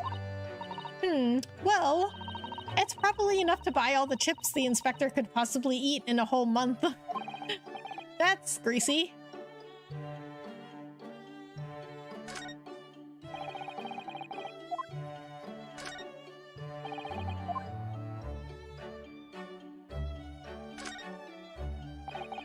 Iris's little handwriting is adorable, isn't it? Tell the gentleman in black whatever he wants to know. I trust that won't be a problem. Is she threatening him? Is a 10-year-old threatening an inspector? Yes, the handwriting might be adorable, but the message is ominous. That's what I said. It sounds like a threat, doesn't it? Like, what kind of power does she have over him? There's no room for sentiment there. I'm sure it's simply the way you're interpreting it, Mr. Naruhodo. Anyway, I do hope the inspector will tell us what we need to know when he reads it. You don't think it will just make him munch piping hot chips until steam comes out of his ears, do you? Well, it's not like he ever eats the fries anyway, he just eats the fish. I want to talk about so much, but it's all spoilers. Oh, Kevin. Okay, we can talk about it when I finish. But you'll have to come back for that. So you'll be forced to come back to my streams. See, that's the way I get you. Well, that wouldn't be an entirely terrible outcome.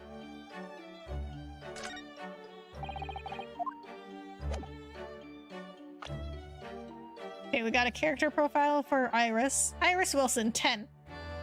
An extraordinary girl who lives with Mr. Sholmes. She has a degree in medicine and is the author of a popular series of short stories.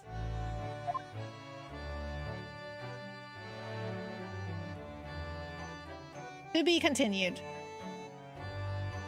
Okay, so I thought I was going to be able to look around Sholmes' apartment, but I guess they will not let me do that. So we are just going to save here. And I'm going to quit for the night. Powerful child. She really is. I'm impressed. I am very impressed with this child. How did they solve these nonstop? I would pass out in court in the middle of trying to prove my point. I have no idea, Ultra Player. I know, it's like, okay, so all of this has happened in the span of like, okay, so it was November, I think, when we started. So November to February. So that's like in a 4-month span. Like, it's crazy. Because, like, I mean, can you imagine having to go through all this in 4 months? Like, so first, Ryanosuke was falsely accused of killing a professor. And then only like, I think it was like 3 months later, his best friend dies. And he was again accused of killing his best friend. And then like a month later, they come to London and we had to solve one case immediately, or not solve it, but get a not guilty verdict. We had to defend a client immediately. The day we get there, we got to go run off to court. And then only a day later, do we have another case? Like, can you imagine? Okay. But I am going to end it there. I possibly might be streaming tomorrow night. I don't have a schedule right now because just because of, you know, all the stuff I have to do going on in my life. It's really hard to pin down a schedule right now. But I think tomorrow night would be a good day to stream because I have my photo shoot in the morning, but that's pretty much all I have going on for tomorrow. So tomorrow night should be free. Monday, I'm not sure. I can't do Tuesday night. I can tell you I cannot do Tuesday night because I got to go to my modeling agency and help train some new models. But possibly the other nights. So we'll see. I'll announce it on Twitter and stuff, or, you know, you could just go on YouTube and see if I'm live. Great stream. Thank you, Francisco. I appreciate that. I would collapse if I said one more word. Yeah.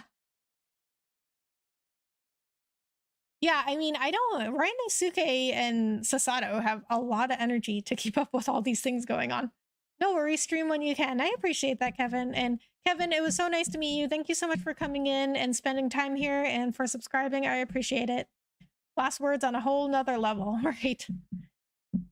Okay. All right, guys. Thank you so much for hanging out with me tonight. I will see you in the next stream or video. Bye.